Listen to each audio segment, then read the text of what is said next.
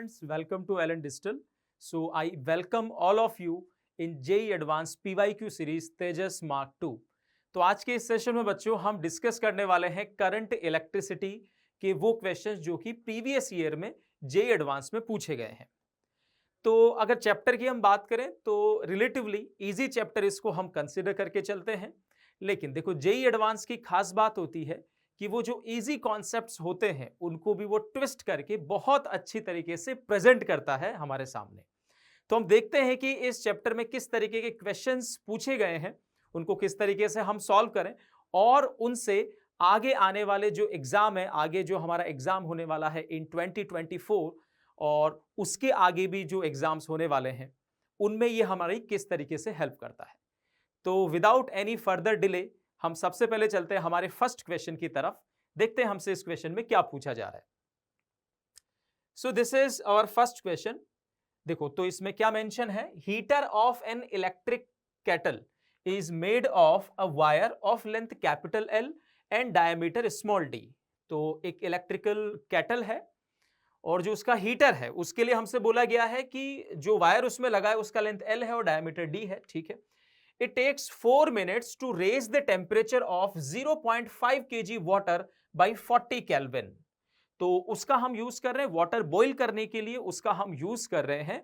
तो 4 मिनट में ऐसा बोला गया है कि जो हाफ केजी वाटर है उसका टेम्परेचर 40 केल्विन से ये हीटर या ये इलेक्ट्रिकल केटल इसमें वो टेम्परेचर राइज हो जाता है इन 4 minutes. This heater is replaced by a new heater having 2 wires of the same material. अब एक दूसरा हीटर हमने लिया, उसमें भी जो हम वायर यूज कर रहे हैं वो सेम मटेरियल का है, उसी मटेरियल का बना हुआ है। इसका मतलब साफ साफ हम समझ सकते हैं कि रेजिस्टिविटी या कंडक्टिविटी के लिए हमें यहां पर इंफॉर्मेशन दिया हुआ है कि वो सेम है, ठीक। उसके बाद each of length capital N and diameter 2d। तो 2 वायर उसमें हमने यूज किए हैं, जो दूसरा हम हीटर यूज कर रहे हैं उसमें 2 वायर हैं और हर एक वायर के लिए लेंथ L है, बट डायमीटर कितना कर दिया है तो वो पहले से डबल कर दिया है, ओके। और मटेरियल सेम है, ठीक। The way these wires are connected is given in the options. इनको किस तरीके से कनेक्ट किया है उस नए वाले हीटर में, कि इनको सीरीज में कनेक्ट किया है दोनों वायर्स को या दोनों को पैरेलल कनेक्ट किया है ना, वो इन दोनों को इस तरीके से हम कनेक्ट कर सकते हैं। तो वो ऑप्शंस में हमें गिवन है, ठीक। सो हमसे पूछा गया है कि how much time in minutes will it take to raise the temperature of the same amount of water by 40 kelvin, मतलब by same amount of the temperature. उतना ही टेम्परेचर बढ़ना चाहिए, उतना ही वाटर है, उतना ही टेम्परेचर बढ़ना चाहिए।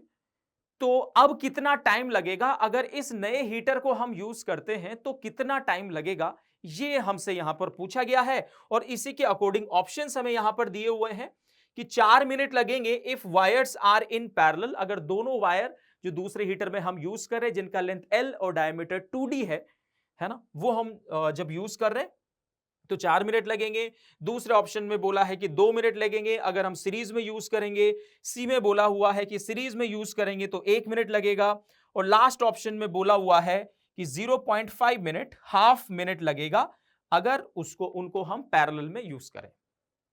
तो दिस इज द क्वेश्चन और इसको हम किस तरीके से सॉल्व करेंगे, तो चलो यहां से अब हम देख सकते हैं कि तो सबसे पहले जो पहला इंफॉर्मेशन था भाई, लेट्स से कि हमारे पास 0.5 केजी जैसे बोला हुआ है, 0.5 केजी वाटर है, उसका टेम्परेचर हमें 40 केल्विन से इंक्रीज करना है। तो उसके लिए एक sufficient amount of heat energy की हमें रिक्वायरमेंट होगा। वो हमें कहां से मिलेगा, तो हीटर इलेक्ट्रिकल एनर्जी को किस में कन्वर्ट कर रहा है, हीट एनर्जी में कन्वर्ट कर रहा है। तो हालांकि इस क्वेश्चन में वो कितना होगा उसको तो हमें कैलकुलेट करने की जरूरत नहीं, उसको हम क्यू मान लेते हैं। हालांकि ये क्यू हम लिख सकते हैं, है ना, क्योंकि वाटर की बात हो रही है, ms डेल्टा टी, इसको हम लिख सकते हैं। एम भी हमें दिया हुआ है और स्पेसिफिक हीट ऑफ वाटर हमें पता होता है, ठीक है, 4200 जूल पर केजी पर डिग्री सेंटीग्रेड या पर केल्विन अगर हम बात करें तो वो हमें पता होता है, ठीक। तो एम पता है, स्पेसिफिक हीट पता है, डेल्टा टी पता है। तो हाफ केजी वाटर का टेम्परेचर 40 केल्विन से इंक्रीज करने के लिए कितने हीट एनर्जी की हमें रिक्वायरमेंट होगी, ये हम लिख सकते हैं। तो उसको सिंपल नहीं, उसको हम पूरा नहीं लिख रहे हैं ms डेल्टा टी, उसको सिंपल मैंने लिख लिया कि भाई Q amount of heat energy का हमें रिक्वायरमेंट है, ये वो Q हो गया which is equal to ms delta T. अब इतनी हीट एनर्जी कौन दे रहा है, तो हम बोलेंगे कि ये हीटर है ना। लेट्स से कि हीटर को हमने वी वोल्ट से उसको कनेक्ट किया। डोमेस्टिक सप्लाई में अगर हम देखेंगे तो सब पैरेलल कॉम्बिनेशन होता है, हीटर को हम डोमेस्टिक सप्लाई में यूज कर रहे हैं, तो वहां पर क्या फिक्स है, वहां पर हमारा वोल्टेज फिक्स है। तो अब इस Q को हम किसके इक्वल पुट कर सकते हैं, इसको मैं लिख सकता हूं V² अपॉन R और into T. T is time है ना, इसके इक्वल हम पुट कर सकते हैं कि भाई टी टाइम में अगर हम देखेंगे तो ये जो हीटर है वो कितनी हीट एनर्जी प्रोड्यूस करेगा, तो V² divide by R into T, ये हमने यहां पर लिख लिया। इसमें V तो क्या हो गया, V तो कि कितने वोल्टेज से उसको हमने कनेक्ट किया है, R क्या हो गया उस हीटर का रेजिस्टेंस, और T हो गया टाइम। तो जो पहला इंफॉर्मेशन है उन्होंने दिया कि जो वायर है उसका लेंथ L है, उसका डायमीटर D है, ठीक है, और किसी मटेरियल का बना होगा तो रेजिस्टिविटी हम कंसीडर कर लेते हैं रो है। तो जो पहला वाला जो सिचुएशन है उसमें अगर हम R कंसीडर करें कि जो रेजिस्टेंस है वो R है, तो उस R को मैं क्या लिख सकता हूं, तो रो L डिवाइड बाई एरिया आता है ना। हमें डायमीटर दिया हुआ है, तो जब हम एरिया लिखेंगे तो सिलेंड्रिकल वायर मान करके चल रहे हैं, तो एरिया हम क्या लिख लेंगे पाई R², बट हमें D दिया है तो हम पाई D² अपॉन 4 इस तरीके से लिख लेते हैं, है ना। तो पाई D² बाई पाई D², और वो 4 कहां चला गया ऊपर। तो ये रेजिस्टेंस है, जो पहला जो हीटर हमने यूज किया उसका रेजिस्टेंस इतना है, यहां तक कोई दिक्कत नहीं है। 4 रो L अपॉन पाई D², ये पहला वाला सिचुएशन हो गया। और इसमें ये जो T आया, ये T हमसे बोला गया कि ये T कितना है, तो ये 4 मिनट्स है। ये पहला इंफॉर्मेशन हमें दिया हुआ है, और R की जगह हम क्या ले लेंगे, R की जगह हम ये ले लेंगे। अब जो दूसरा हीटर है उसमें 2 वायर हैं। अगर दोनों वायर के लिए अगर हम देखें तो दोनों वायर के लिए रेजिस्टेंस सेम होगा, तो दोनों वायर का जो रेजिस्टेंस सेम होगा, तो अगर R1 और R2, सेकंड सिचुएशन में मैं बोल रहा हूं, दूसरे हीटर के लिए R1 R2 मैंने कंसीडर कर लिया, ये दोनों आपस में इक्वल हैं। और कितना होगा तो हम लिख सकते हैं, क्योंकि मटेरियल वही रखा है तो रेजिस्टिविटी वही है, रो हो गया, फिर L लेंथ भी उतना ही हमने रखा है, बस हमने क्या किया है कि जो डायमीटर है उसको हमने डबल कर दिया, तो उसकी वजह से एरिया क्या होगा वो 4 टाइम्स हो जाएगा, है ना। एरिया क्या हो जाएगा 4 टाइम्स हो जाएगा। तो यहां पर हम क्या लिख सकते हैं, यहां हम लिख सकते हैं पाई इंटू 4D², और यहां पर ये 4 आ जाएगा, ठीक है। इस तरीके का ये सिचुएशन हो गया। तो यहां से अगर हम देखें तो इसको अगर मैं R की टर्म्स में लिखना चाहूं, R1 और R2 को, तो बताओ ये 4 से तो 4 कैंसिल हो गया, इसका मतलब हम इसको लिख सकते हैं क्या, R डिवाइड बाई 4, है ना। क्योंकि हमने क्या किया है, दूसरे जो वायर्स है उसके लिए हमने डायमीटर डबल कर दिया, तो एरिया 4 टाइम्स हो गया। एरिया अगर 4 टाइम्स हो गया तो रेजिस्टेंस 4 टाइम्स कम हो गया, है ना। तो R/4 इस तरीके से हमें ये यहां पर दोनों रेजिस्टेंस मिल गए। अब हमसे क्या बोला जा रहा है, अगर इन दोनों को सीरीज में हम यूज करते हैं, है ना, R1 R2 जो कि R/4 की इक्वल है, अगर इन दोनों को हम सीरीज में यूज करते हैं तो जो इफेक्टिव रेजिस्टेंस होगा वो कितना होगा, R/2, है ना, वो कितना हो जाएगा R/2। अच्छा, अब हमसे पूछा जा रहा है कि सीरीज में इन दोनों वायर्स को हम लें और फिर इस हीटर को हम यूज करें 0.5 kg वाटर को का टेम्परेचर 40 केल्विन से बढ़ाने के लिए। तो देखो हीट एनर्जी तो उतना ही रिक्वायर्ड है ना, तो अभी भी अगर हम देखेंगे तो Q तो उतना ही रिक्वायर्ड है, Q तो अभी भी वही रहेगा, है ना, वोल्टेज भी वही रहेगा, है ना, क्योंकि वही डोमेस्टिक सप्लाई में हम यूज कर रहे हैं। तो जो वोल्टेज हमने पहले यूज किया था अभी भी उतना यूज कर रहे हैं, ओके। तो ये V भी वही रहेगा। तो यहां से सीधा सीधा देखो Q वही रहा, V वही रहा, तो इसका मतलब ये जो टाइम है, क्या इस टाइम को मैं लिख सकता हूं कि it is directly proportional to R, और इसमें ये R क्या है, दिस इज R इफेक्टिव। तो देखो अगर R1 R2 हम कैलकुलेट कर चुके हैं, तो अगर सीरीज में हम यूज करेंगे तो जो इफेक्टिव रेजिस्टेंस है वो कितना हो गया, R/2, R/4 plus R/4, R/2। तो जब R था, जब रेजिस्टेंस R था, तब कितना टाइम लग रहा था, 4 मिनट, है ना। और हमने साफ देखा कि जो टाइम है it is directly proportional to R। तो इसका मतलब अभी रेजिस्टेंस हाफ हो गया। इफेक्टिव रेजिस्टेंस कितना बोल रहा हूं मैं, R/2 बोल रहा हूं, जब सीरीज कॉम्बिनेशन में दोनों वायर्स को हम यूज कर रहे हैं। तो R/2 हो गया, R/2 हो गया तो हमारा टाइम भी कितना हो जाएगा, आधा हो जाएगा, है ना। तो पहले 4 मिनट लग रहे थे, अब कितने लगेंगे, अब 2 मिनट लगेंगे। तो अगर दोनों वायर्स को हम यूज करें सीरीज कॉम्बिनेशन में, तो अभी जो 40 केल्विन से टेम्परेचर हमें रेस करना है 0.5 kg वाटर का, तो उसमें कितना टाइम लगेगा? उसमें 2 मिनट लगेंगे। तो ऐसा किसमें लिखा हुआ है?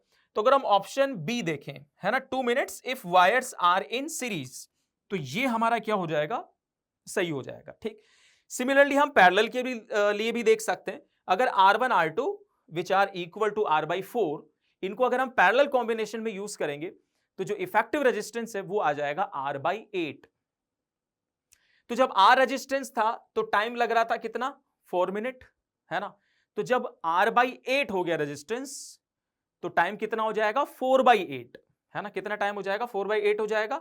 4/8 मतलब 0.5 मिनट, है ना। तो पैरेलल में जब हम यूज करेंगे तो टाइम कितना लगेगा? 0.5 मिनट, है ना।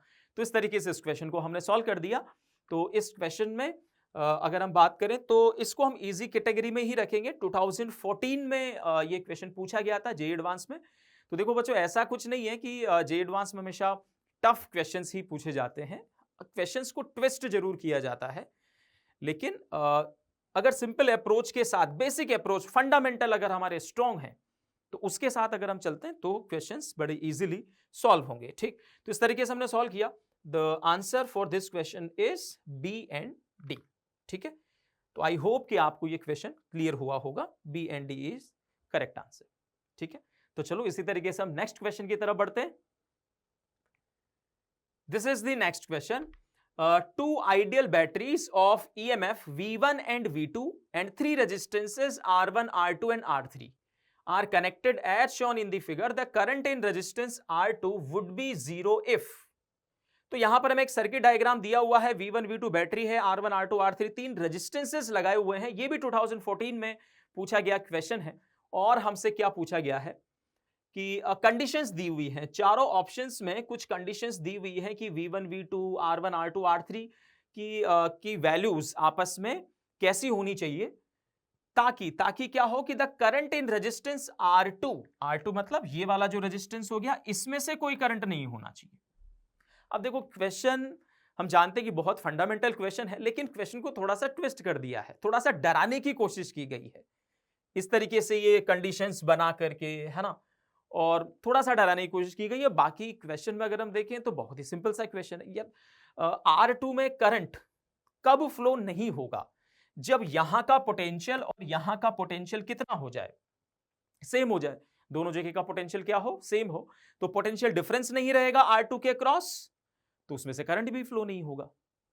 अब इस तरीके के क्वेश्चंस जब हम सॉल्व करते हैं तो देखो यहां पर, है ना, किसी भी एक जगह पर हम जीरो कंसीडर कर लेते हैं, क्योंकि हमें पोटेंशियल डिफरेंस से केवल मतलब होता है ना। तो यहां पर अगर हम जीरो कंसीडर करें, 0 वोल्ट मैंने यहां पर कंसीडर किया, तो यहां का पोटेंशियल हम कितना लिख सकते हैं? V1 लिख सकते हैं। ठीक। यहां का हम कुछ x मान लेते हैं, ठीक है। फिर क्योंकि इसमें से करंट हमें नहीं कंसीडर करना है, करंट इसमें से 0 होना चाहिए, तो फिर x की वैल्यू 0 किस किस सिचुएशन में आएगी, ये इन कंडीशंस के हिसाब से हम देख लेंगे, है ना। क्योंकि करंट हमें नहीं चाहिए R2 में, यहां का मैंने 0 कंसीडर किया, ठीक है। तो x का वैल्यू 0 किन किन कंडीशन में आएगा ये हम चेक कर लेंगे, और वहां से इस क्वेश्चन में क्या क्या सही आंसर्स हैं वो हम बता देंगे, है ना। तो 0 वोल्ट और x हमने कंसीडर किया, यहां का V1 हो गया। ओके, तो इसी तरीके से यहां अगर हमने x कंसीडर किया है तो यहां का कितना हो जाएगा? x plus V2। इस तरीके से हम ये लिख सकते हैं, ये माइनस है, ये प्लस है, तो इधर जाने पर यहां पर पोटेंशियल बढ़ेगा, कितना बढ़ेगा? तो V1, तो यहां का 0 था, तो 0 प्लस V1, तो यहां का V1 हो जाएगा। यहां का x मैंने माना था, ये माइनस है, ये प्लस है, तो इधर जाने पर पोटेंशियल बढ़ेगा, यहां का x था और V2 ज्यादा हो जाएगा, तो यहां का इस पॉइंट का कितना होगा? x प्लस V2 हो जाएगा। ठीक। अब हमने यहां पर KCL लगा दिया इधर कि भाई इधर करंट कुछ जा रहा है, इधर कुछ करंट जा रहा है, इधर कुछ करंट जा रहा है, मतलब इस जंक्शन से सारी करंट्स को मैंने क्या कंसीडर कर लिया? आउटगोइंग कंसीडर कर लिया। सो आई कैन राइट कि this current plus this current plus this current should be equal to 0, है ना। इन तीनों का sum of all the outgoing currents is equal to the sum of all the incoming currents, है ना। ये हमारा किरचॉफ करंट लॉ है, ठीक है। तो यहां पर हमने कोई इनकमिंग करंट तो हमने कंसीडर किया नहीं है, तो incoming current, sum of incoming current is zero, therefore sum of outgoing currents भी कितना होना चाहिए, जीरो होना चाहिए। तो इस बेसिस पर इन तीनों करंट्स को हम का जो एडिशन है उसको हम जीरो के इक्वल पुट कर देंगे। तो चलो सबसे पहले मुझे बताओ कि इधर R2 से जो करंट होगा उसका वैल्यू कितना होगा। तो मैं लिखूंगा x minus zero divide by R2, ये इस डायरेक्शन वाला करंट हो गया। सिमिलरली R1 से कितना करंट होगा, तो यहां का V1 है तो यहां का भी V1 हुआ, तो potential difference I can right x minus V1 divide by R1। Alright, similarly यहां से R3 से, इधर का जीरो है और यहां का x प्लस V2 है, so potential difference across R3 ये कितना होगा, x plus V2 divide by R3 and this is equal to zero, sum of all the outgoing currents is equal to zero. ये हमने कर दिया। So this is the case. अब ये हमारे पास इक्वेशन आ गया।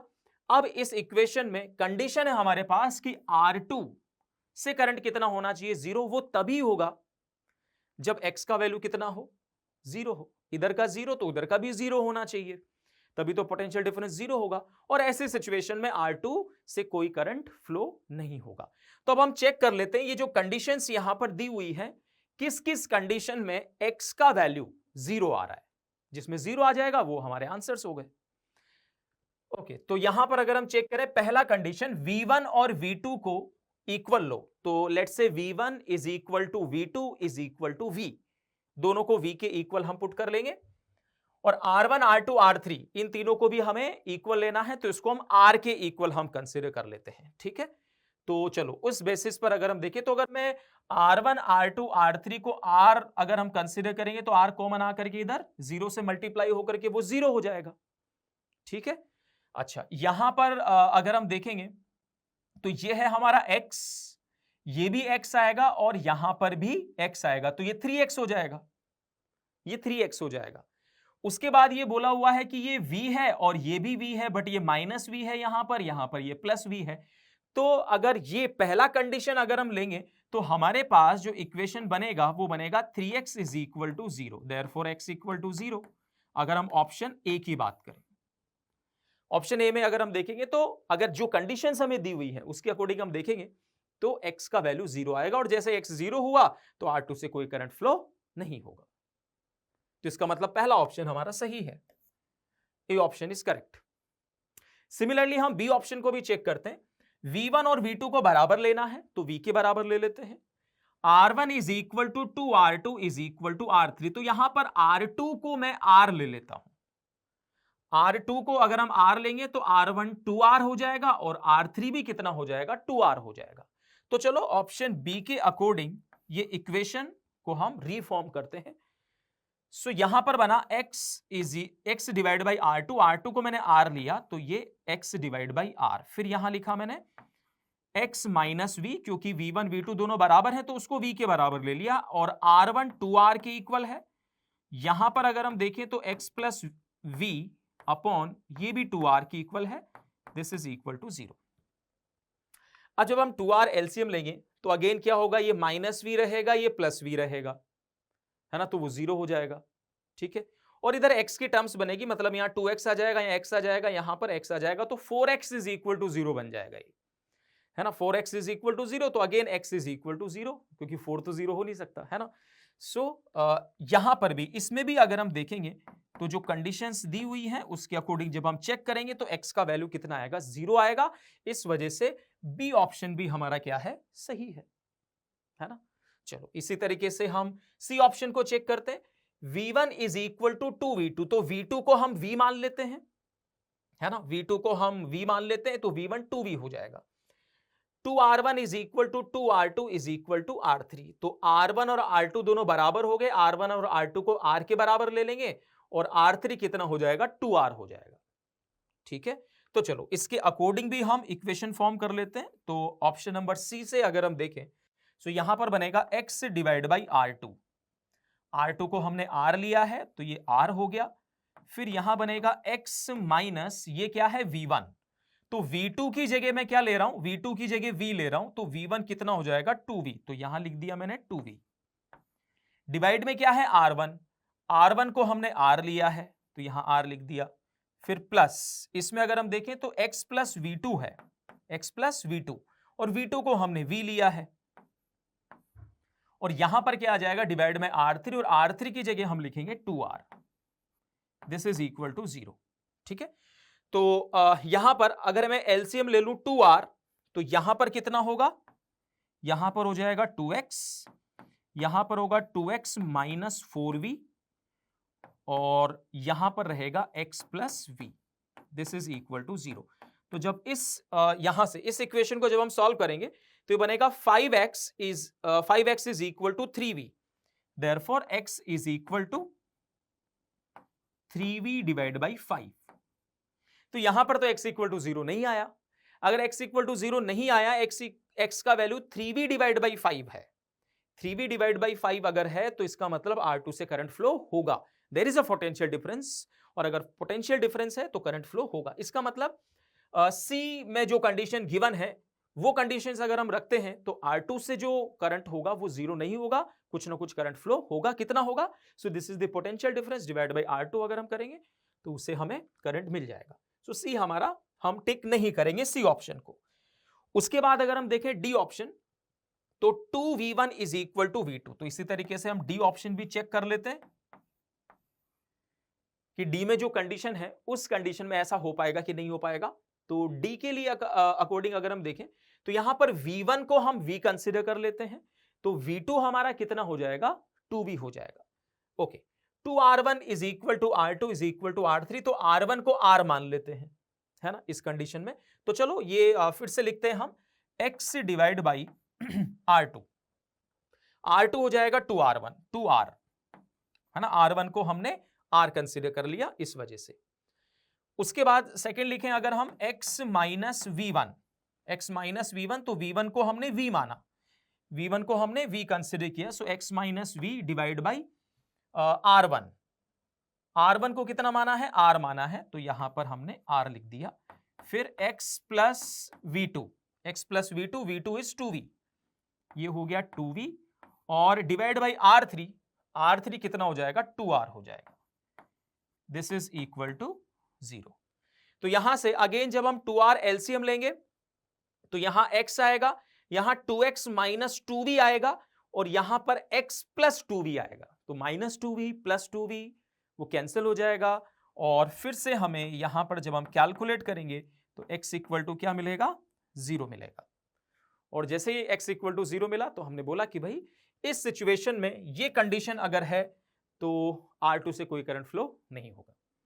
तो इस तरीके से हमें जो भी कंडीशंस गिवन थी हमने एक इक्वेशन फॉर्म किया, और सिंपल केसीएल से बहुत बार इस तरीके का प्रैक्टिस हम करते हैं, इस तरीके के सर्किट्स को हम सॉल्व करते हैं, और ये हमें लगाना था, क्वेश्चन को थोड़ा सा ट्विस्ट कर दिया गया है ना, हमें चेक करना पड़ेगा कि किन किन कंडीशन में इस तरीके का सिचुएशन बनेगा, और हमने ऑप्शंस को टिक किया, है ना। तो ये क्वेश्चन भी पूछा गया है 2014 में। ओके, तो आई होप कि आपको पूरा अच्छे से क्लियर हुआ होगा। इस तरीके का अगर फिर से कुछ क्वेश्चन बनता है तो डेफिनेटली सब सॉल्व कर पाएंगे। तो चलो इसी तरीके से हम नेक्स्ट क्वेश्चन की तरफ बढ़ते हैं, देखते हैं नेक्स्ट क्वेश्चन क्या है। So answers are A, B and D.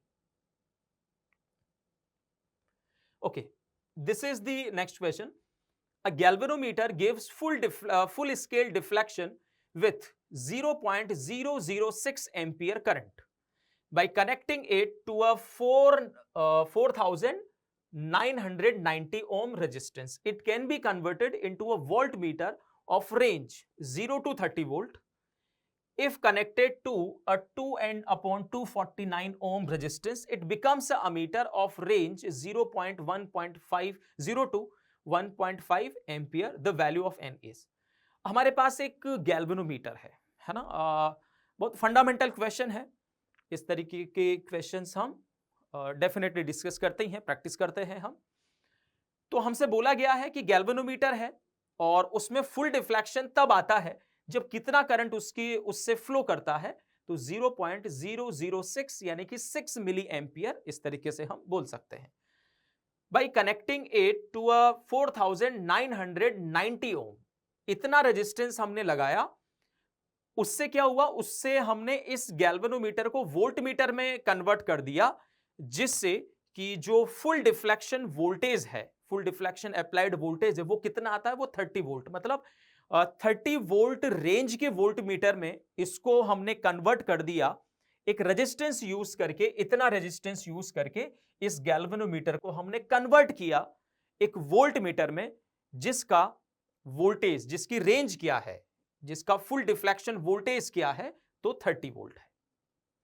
तो किस तरीके से हम करते हैं, तो हम बहुत अच्छे से जानते हैं कि अगर गैल्वेनोमीटर के सीरीज में अगर हम एक रेजिस्टेंस कनेक्ट करते हैं, तो उस गैल्वेनोमीटर को हम वोल्टमीटर में कन्वर्ट कर सकते हैं। ठीक है, एक हाई रेंज वाले वोल्टमीटर में हम उसको कन्वर्ट कर सकते हैं। लार्ज रेजिस्टेंस हमें लगाना पड़ता है सीरीज में, तो हम उसको वोल्टमीटर में कन्वर्ट कर सकते हैं, है ना। तो वही किया गया है। तो ऑब्वियस सी बात है कि ये जो रेजिस्टेंस लगाया गया होगा 4990 ओम, ये कैसे लगाया गया होगा, तो ये सीरीज में लगाया गया होगा, तभी वो वोल्टमीटर में कन्वर्ट होगा। ठीक, तो यहां से हम क्या निकाल सकते हैं, यहां से हम निकाल सकते हैं कि वो जो गैल्वेनोमीटर है उसका खुद का रेजिस्टेंस कितना है, जो गैल्वेनोमीटर है उसका खुद का रेजिस्टेंस कितना है, ये हम इस फर्स्ट इंफॉर्मेशन से कैलकुलेट कर सकते हैं। ठीक है, तो देखो यहां पर ये है हमारा गैल्वेनोमीटर का रेजिस्टेंस, जिसको हम R G, small R G, इस तरीके से हमने उसको लिख लिया, है ना। ये गैल्वेनोमीटर कोइल हो गया, गैल्वेनोमीटर नीडल ये हो गया। उसके बाद अगर हम देखें तो हमने सीरीज में ये रेजिस्टेंस लगाया जो हमें दिया हुआ है 4990 ओम, ये सीरीज में हमने रेजिस्टेंस लगाया। तो इस तरीके से ये जो पूरा सेटअप है ये किस में कन्वर्ट हो गया, ये एक वोल्टमीटर में कन्वर्ट हो गया, जिसका की रेंज हमें कितना दिया हुआ है, 30 वोल्ट। मतलब 30 वोल्ट ये जो वोल्टमीटर बना ये कब मेजर करेगा, तो जब फुल डिफ्लेक्शन करंट इससे पास होगा, उस सिचुएशन में ये जो वोल्टमीटर है ये कितना रीडिंग बताएगा, तो ये 30 वोल्ट का रीडिंग बताएगा। ठीक है, ओके। तो इसका मतलब अगर मैं यहां से फुल डिफ्लेक्शन करंट फ्लो करवाऊं, यानी कि IG उसको मैं लिख लेता हूं, full deflection current which is 6 milli ampere, तो ये कितना रीड करेगा, तो ये जो वोल्टमीटर है ये कितना रीड करेगा, तो हम बोल सकते हैं कि ये 30 वोल्ट रीड करेगा, है ना। तो बस इसी के अकॉर्डिंग हम यहां पर इक्वेशन बना लेते हैं। तो मैं लिखूंगा कि 30 इज इक्वल टू IG, यानी कि 0.006 ये करंट हो गया, और ये दोनों सीरीज में है, तो मैंने यहां पे लिखा 4990 और प्लस RG, ये इस तरीके से हमने इसको लिख लिया। ओके, तो इसको जब हम सॉल्व करेंगे तो यहां पर इसको अगर हम सॉल्व करें तो ये कितना हो जाएगा, 10⁻³ नीचे आएगा, तो ये 30,000 बनेगा, और 6 से करेंगे तो ये 5,000 बनेगा। तो RG अगर हम देखेंगे तो RG हमारे पास कितना आ रहा है, तो ये 10 ओम। इस तरीके से ये गैल्वेनोमीटर का रेजिस्टेंस हमें मिल गया। इस इक्वेशन को हमने सॉल्व किया, वहां से हमने कैलकुलेट कर लिया कि जो गैल्वेनोमीटर है उसका रेजिस्टेंस कितना है। अब हम क्या कर रहे हैं, सेकेंड सिचुएशन में क्या कर रहे हैं, इससे हमें अमीटर बनाना है, और इससे अगर हमें अमीटर बनाना है तो क्या किया जाता है, उस सिचुएशन में क्या किया जाता है, उस सिचुएशन में एक बहुत कम रेजिस्टेंस हमें गैल्वेनोमीटर कोइल के पैरेलल में लगाना पड़ता है ना। तो वो जो गैल्वेनोमीटर है वो किस में कन्वर्ट होता है, वो एक अमीटर में कन्वर्ट होता है। ओके, तो बस वही सिचुएशन हम करेंगे। तो देखो यहां पर अब हमने क्या किया कि ये जो गैल्वेनोमीटर है जिसका रेजिस्टेंस अब हम कैलकुलेट कर चुके हैं, इट इज 10 ओम। तो ये जो गैल्वेनोमीटर है इसके पैरेलल में हमने क्या लगाया, एक रेजिस्टेंस लगाया, स्मॉल वैल्यू वाला, है ना, शंट रेजिस्टेंस जिसको हम बोलेंगे। ठीक है, तो ये RS इसको हमने लिख लिया। ओके, तो ये यहां पर हमसे बोला गया है तो कितनी रेंज का बना, तो मतलब ये जो अमीटर ये बन चुका है, ये अमीटर में फुल जो डिफ्लेक्शन आएगा वो किस करंट पर आएगा, 1.5 पर आएगा। ठीक है, तो यहां से अगर मैं ये पूरा सेटअप जो है ये क्या बन गया, अमीटर। तो यहां से अगर मैं करंट फ्लो करवाऊं कितना, 1.5 एम्पियर, तो इस सिचुएशन में क्या होगा, फुल डिफ्लेक्शन आएगा। फुल डिफ्लेक्शन आएगा इसका मतलब इधर कितना करंट जा रहा होगा, इधर IG के बराबर, यानी कि 0.006 एम्पियर, इतना करंट इधर जा रहा होगा, और बाकी का जो करंट है वो इधर जाएगा। ओके, तो यहां से हमें ये कितना रेजिस्टेंस लगाना पड़ेगा, तो कुल मिलाकर के हमसे ये RS, ये जो शंट रेजिस्टेंस है, इसी का वैल्यू हमसे यहां पर पूछा हुआ है। तो इसके लिए हम क्या कर सकते हैं, ये 10 ओम हमारे पास आ गया था, तो इन दोनों पॉइंट्स के अक्रॉस जो पोटेंशियल है वो कितना होगा, ये हो जाएगा 0.006 multiplied by 10 and which is equal to 1.5 से ये हमें सब्ट्रैक्ट करना पड़ेगा। तो इसको अगर हम लिखेंगे तो देखो ये कितना हो जाएगा 500, तो ये बन जाएगा 494, है ना, तो 1.494 इस तरीके से आ जाएगा। हाँ ठीक है, तो इधर ये करंट बचा और मल्टीप्लाइड बाई RS, है ना, ये हमने कर दिया। अब इसको हम सॉल्व करके और RS का वैल्यू हम बताएंगे।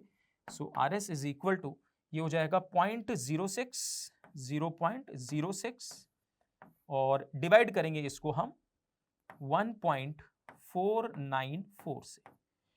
तो इसको जब हम सिंप्लीफाई कर लेंगे तो इसको हमें इस फॉर्म में कन्वर्ट करना है, 2n/249 इस फॉर्म में हमें कन्वर्ट करना है और वहां से हमें ये n का वैल्यू बताना है। ठीक है, सो यहां से थोड़ा सा और अगर हम इसको सिंप्लीफाई करें तो हम यहां पर क्या कर सकते हैं, यहां पर इसको हम लिख सकते हैं क्या चीज, यहां से अगर हम 2 0 हटा देंगे तो ये बन जाएगा 6 डिवाइड बाई 149.4 इस तरीके से बन जाएगा, है ना, सब कुछ सही किया हमने, 1.5 और माइनस 0.006, ठीक है, तो ये ठीक है।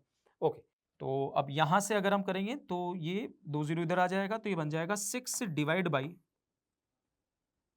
149.4, है ना, इस तरीके से बना। फिर 2 हमें चाहिए तो हम 3 से इसको कैंसिल करते हैं, तो यहां पर बनेगा 2 डिवाइड बाई 3 से अगर हम कैंसिल करेंगे तो ये आ जाएगा इसको डिवाइड अगर हम करेंगे तो ये कितना हो जाएगा 4 और यहां पर आएगा 9 और यहां आएगा 8, है ना, ये इस तरीके से। ओके, ये हमारा बन गया। तो अब 2 तो ऊपर आ चुका है, इसका मतलब यहां पर अगर हम देखें सो n डिवाइड बाई 249, इसकी जगह पर क्या लिखा हुआ है, इसकी जगह पर लिखा हुआ है 1/49.8 ये लिखा हुआ है ना, तो n का वैल्यू अगर हम देखें तो ये बनेगा 249/49.8, तो ये हटाएंगे तो ऊपर चला जाएगा और 249 से अगर हम कैंसिल करेंगे तो ये 10 टाइम्स और ये 2 टाइम्स, तो इसका मतलब n का जो आंसर है वो हमारा कितना बनेगा 5, है ना। तो लास्ट में थोड़ा सा इस तरीके का कैलकुलेशन इस फॉर्म में हमें कन्वर्ट करना है, otherwise it is a simple concept of galvanometer conversion, galvanometer two volt meter and galvanometer into ammeter, है ना, उसका कन्वर्जन है।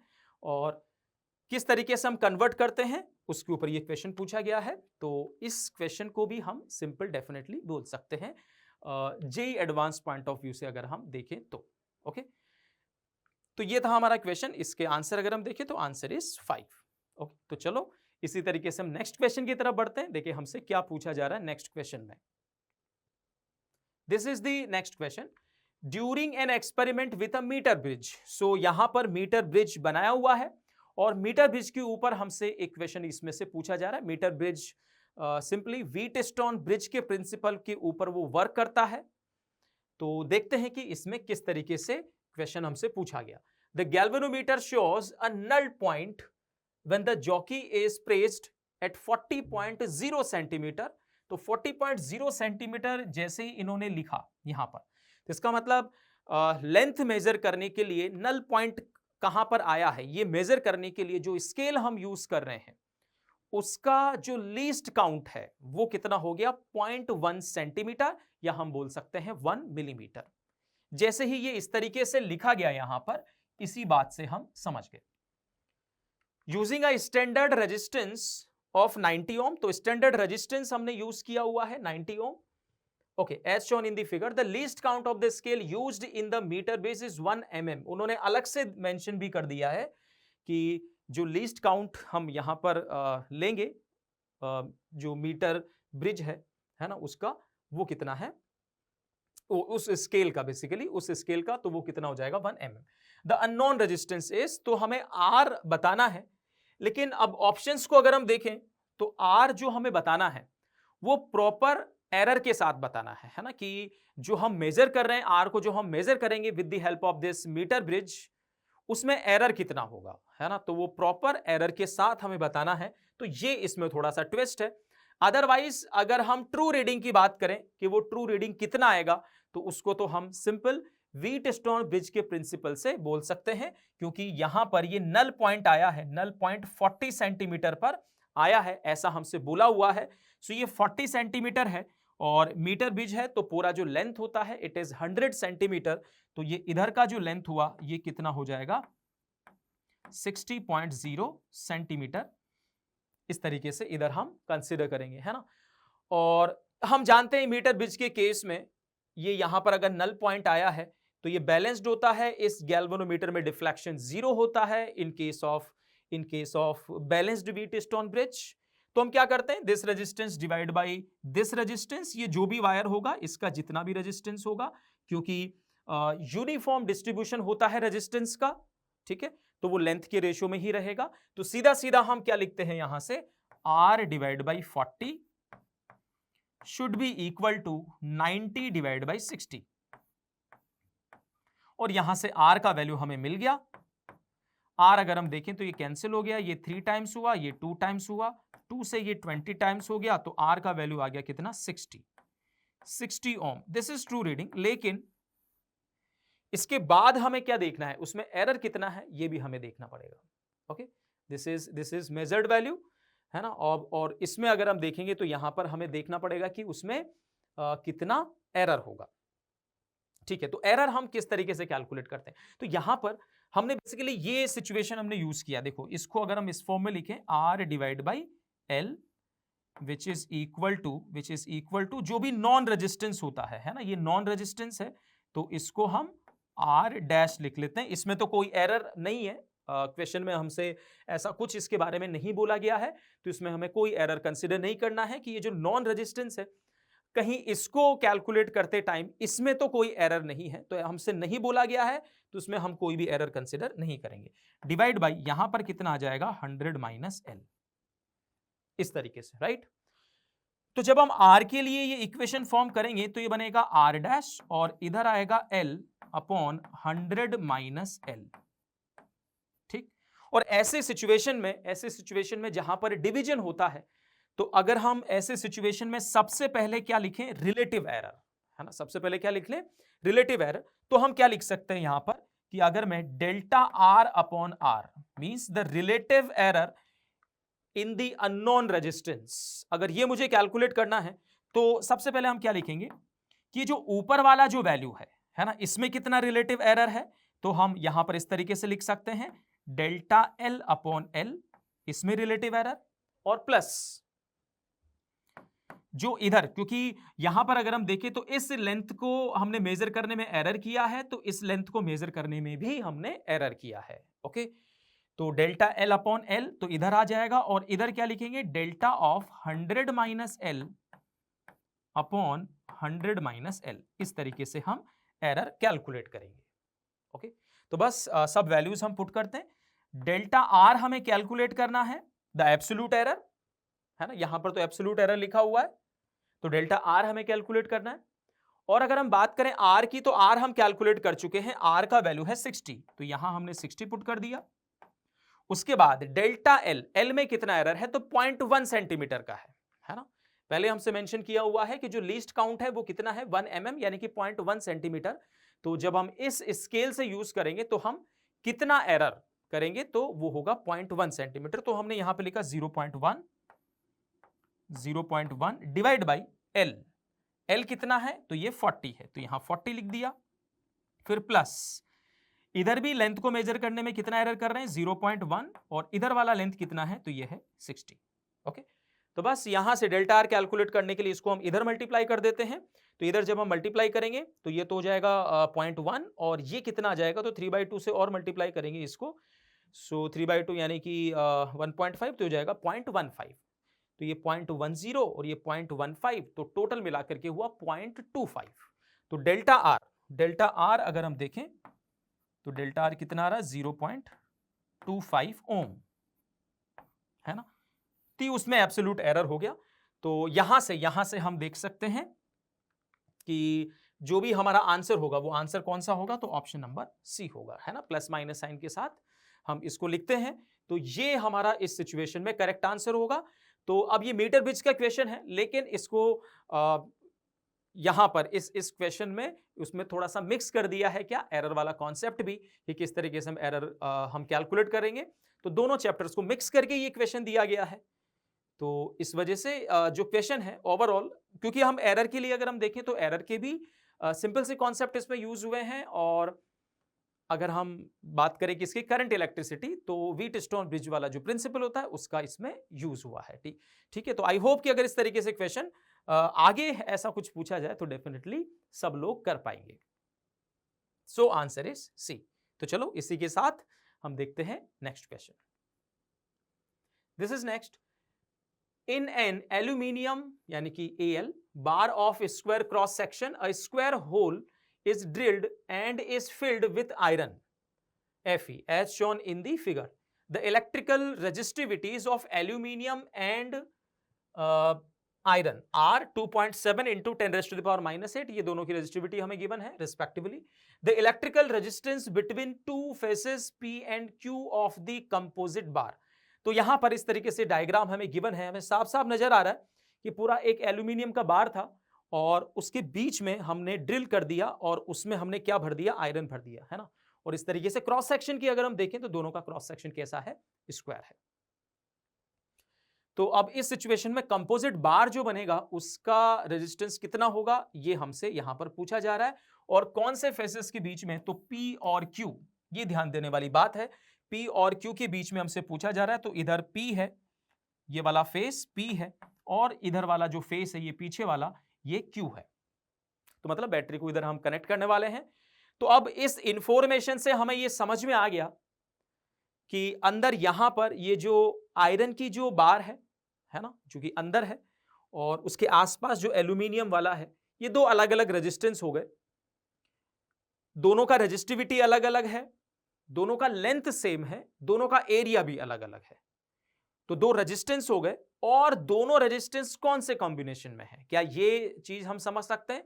तो दोनों के दोनों रेजिस्टेंस, आई होप कि सबको समझ में आ गया ये कि दोनों पैरेलल कॉम्बिनेशन में है, क्योंकि दोनों के इस एंड पर जो पोटेंशियल सेम होगा और दोनों उस एंड पर जो कनेक्टेड है उधर भी पोटेंशियल सेम होगा। दोनों के दोनों आपस में क्या है, पैरेलल कॉम्बिनेशन में है।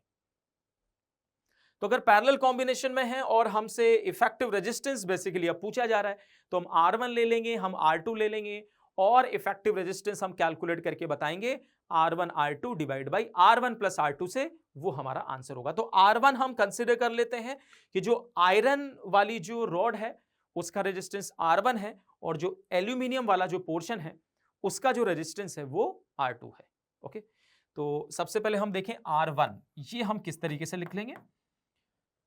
R1 होता है रो इंटू L बाई ए, है ना। तो रो कितना हो जाएगा हमारा, रो आयरन का हमें देखना है, तो आयरन का रो ये है, तो यहां से ये वैल्यू हम लिख सकते हैं। ठीक, सो ये हमने लिखा 1.0, यानी कि सिंपल में लिख लेता हूं 10 raise to the power -7 row.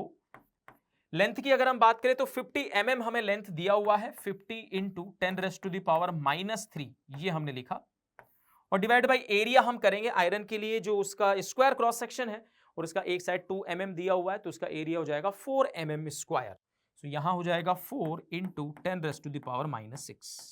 So this is the resistance of iron bar. Similarly अगर हम R2 की बात करें, यानी कि एल्यूमिनियम वाला जो पोर्शन है उसके लिए, तो उसका रेजिस्टिविटी गिवन है 2.7 into 10 raise to the power -8, 10 raise to the power -8, और उसका लेंथ तो उतना ही है, so 50 into 10 raise to the power -3। और उसके एरिया की अगर हम बात करें तो पूरा का पूरा इस फेस का जो पूरा एरिया आ रहा है दैट इज 49 mm स्क्वायर, उसमें से 4 mm स्क्वायर किसका एरिया है, उतने एरिया में आयरन है, तो बाकी के एरिया में कौन है, तो बाकी के एरिया में एल्यूमिनियम है। ठीक, तो इसका मतलब 49 माइनस 4 इट इज 45। ओके, तो यहां पर हम लिखेंगे 45 into 10 raise to the power -6। तो अब देखो ये R1 R2 आ गया है, और अगर हम इफेक्टिव रेजिस्टेंस की बात करेंगे, इफेक्टिव रेजिस्टेंस, तो ये है R1 R2 divide by R1 plus R2। R1 R2 हमें पता है, ये सब वैल्यूज यहां पर पुट करेंगे और उसके बाद हम इफेक्टिव रेजिस्टेंस कैलकुलेट कर सकते हैं। थोड़ा कैलकुलेशन है, उस कैलकुलेशन को हम देख सकते हैं और वहां से हमारा जो भी रिक्वायर्ड आंसर है वो बन जाएगा। इसका जो सही आंसर होता है that is option number B. ये चीज अपने को करनी रहेगी इसमें, that can be done. Okay, so right answer for this question is B. तो इस ये एक सिंपल टाइप का क्वेश्चन है, 2015 में ये पूछा गया था, है ना। तो चलो इसके बाद हम देखते हैं next question. This is our next. In the following circuit, the current through the resistor R, which is equal to 2 ohm. तो ये यहां पर R मेंशन किया हुआ है, this resistance is 2 ohm, is I ampere the value of I. तो हमें बताना है कि इस रेजिस्टेंस से कितना करंट फ्लो कर रहा है, ये अपने को बताना है। ओके, तो R this is 2 ohm. तो इस सिचुएशन में अगर हम देखें तो बैटरी हमें दिया हुआ है 6.5 वोल्ट का, कुछ रेजिस्टेंसेस का कॉम्बिनेशन है और 2 ओम यहां पर भी है, 2 ओम यहां पर है, बट इससे कंफ्यूज नहीं होना है क्योंकि उन्होंने R इक्वल टू 2 ओम जो कि यहां पर लिखा हुआ है। तो इस रेजिस्टेंस के थ्रू कितना करंट फ्लो कर रहा है ये हमें बताना है। तो चलो इस डायग्राम को अगर हम ध्यान से समझें तो केवल मैं इतने पोर्शन के ऊपर ध्यान देने की बोलूंगा कि केवल ये इतने पोर्शन के ऊपर सबसे पहले ध्यान दो। तो जैसे ही इस पोर्शन को अगर हम देखें तो इन दोनों टर्मिनल्स के बीच में यहां पर ये पूरा का पूरा जो सर्किट है वो इन दोनों टर्मिनल्स के बीच में ये कनेक्टेड है ना। तो यहां पर इस स्ट्रक्चर को देखते ही समझ में आ गया होगा कि ये जो स्ट्रक्चर है ये व्हीटस्टोन ब्रिज जैसा है। अब जरा चेक भी कर लेते हैं कि ये जो पोर्शन है, ये जो व्हीटस्टोन ब्रिज हमें यहां पर दिख रहा है, क्या ये बैलेंस है क्या। तो हम देखेंगे this resistance divide by this, यानी कि 1 डिवाइड बाय 2, रेशियो आया 1/2, और यहां पर देखेंगे 2 डिवाइड बाय 4, यानी कि रेशियो अगेन आया 1/2। तो इसका मतलब ये व्हीटस्टोन ब्रिज बैलेंस है। और अगर बैलेंस है तो इस 8 ओम से कोई भी करंट फ्लो नहीं होगा, इस 8 ओम से कोई भी करंट फ्लो नहीं होगा, उस 8 ओम को आप हटा सकते हो। जैसे ही ये चीज हमने किया तो ये 1 ओम और ये 2 ओम दोनों कैसे हो गए, सीरीज में। दिस 1 ओम और ये 2 ओम, इस रेजिस्टेंस को हमने हटा दिया तो यहां पर कोई करंट नहीं है, यहां पर कोई करंट नहीं है, कोई कनेक्शन नहीं है, तो ये दोनों कैसे हो गए सीरीज में। सिमिलरली ये 2 और 4 ये भी कैसे हो गए सीरीज में।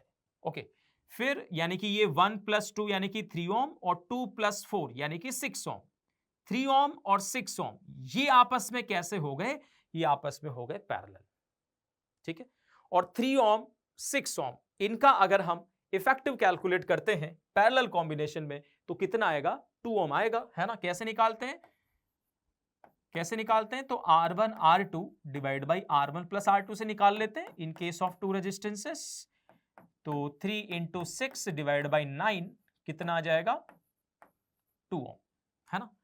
तो 2 ओम आ गया। तो इसका मतलब इस पूरे सर्किट को हम हटा करके इन दोनों टर्मिनल्स के बीच में कितना रेजिस्टेंस लगा सकते हैं, तो हम लगा सकते हैं 2 ओम, है ना। इस पूरे सर्किट को हटा करके और हम कितना कनेक्ट कर सकते हैं, तो हम 2 ओम कनेक्ट कर सकते हैं। तो अब इसको रीड्रॉ कर लेते हैं। तो यहां से अगर हम देखें तो ये है हमारा R = 2 ओम, जिसमें से करंट हमें बताना है। यहां पर अगर हम देखें तो यहां पर एक रेजिस्टेंस ऐसा है 6 ओम और इसकी जगह पर हटा करके मैंने कितना कनेक्ट कर दिया, 2 ओम कनेक्ट कर दिया, ये 6 ओम है। फिर यहां पर ये 10 ओम लगाया हुआ है, लाइक दिस इज 10 ओम, यहां पर 10 ओम कनेक्टेड है। उसके बाद अगर हम देखें तो यहां पर ये 12 ओम ये कनेक्टेड है, और इधर अगर हम देखें यहां पर तो कितना कनेक्टेड है, दिस इज 4 ओम। और यहां पर ये बैटरी है और बैटरी का जो वोल्टेज है इट इज 6.5 वोल्ट। अब देखो फिर से जैसे ही ये सर्किट हमने ड्रॉ किया हमें फिर से समझ में आ गया होगा कि अगेन हमें ये 5 रेजिस्टेंस यहां पर दिख रहे हैं और व्हीटस्टोन ब्रिज जैसा यहां पर स्ट्रक्चर डेफिनेटली हमें नजर आ रहा है। उसमें फिर से अगर हम बैलेंसिंग कंडीशन देखें तो 2 डिवाइड बाई 6 1/3 और 4 डिवाइड बाई 12 1/3। तो again the ratio is same. Ratio अगर सेम है तो ये वाला जो रेजिस्टेंस है इस रेजिस्टेंस से कोई करंट फ्लो नहीं होगा, तो इसको आप हटा सकते हो। और जैसे ही इसको हमने हटाया तो ये 2 ओम और 4 ओम दोनों कैसे हो गए सीरीज में। सिमिलरली 6 और 12 ये भी कैसे हो गए सीरीज में, तो 2 + 4 इधर आया 6 और 6 + 12 ये इधर आ गया 18। दोनों का कॉम्बिनेशन यानी कि 18 और 6 इन दोनों का जो कॉम्बिनेशन है वो कैसा हो जाएगा, वो हो जाएगा पैरेलल।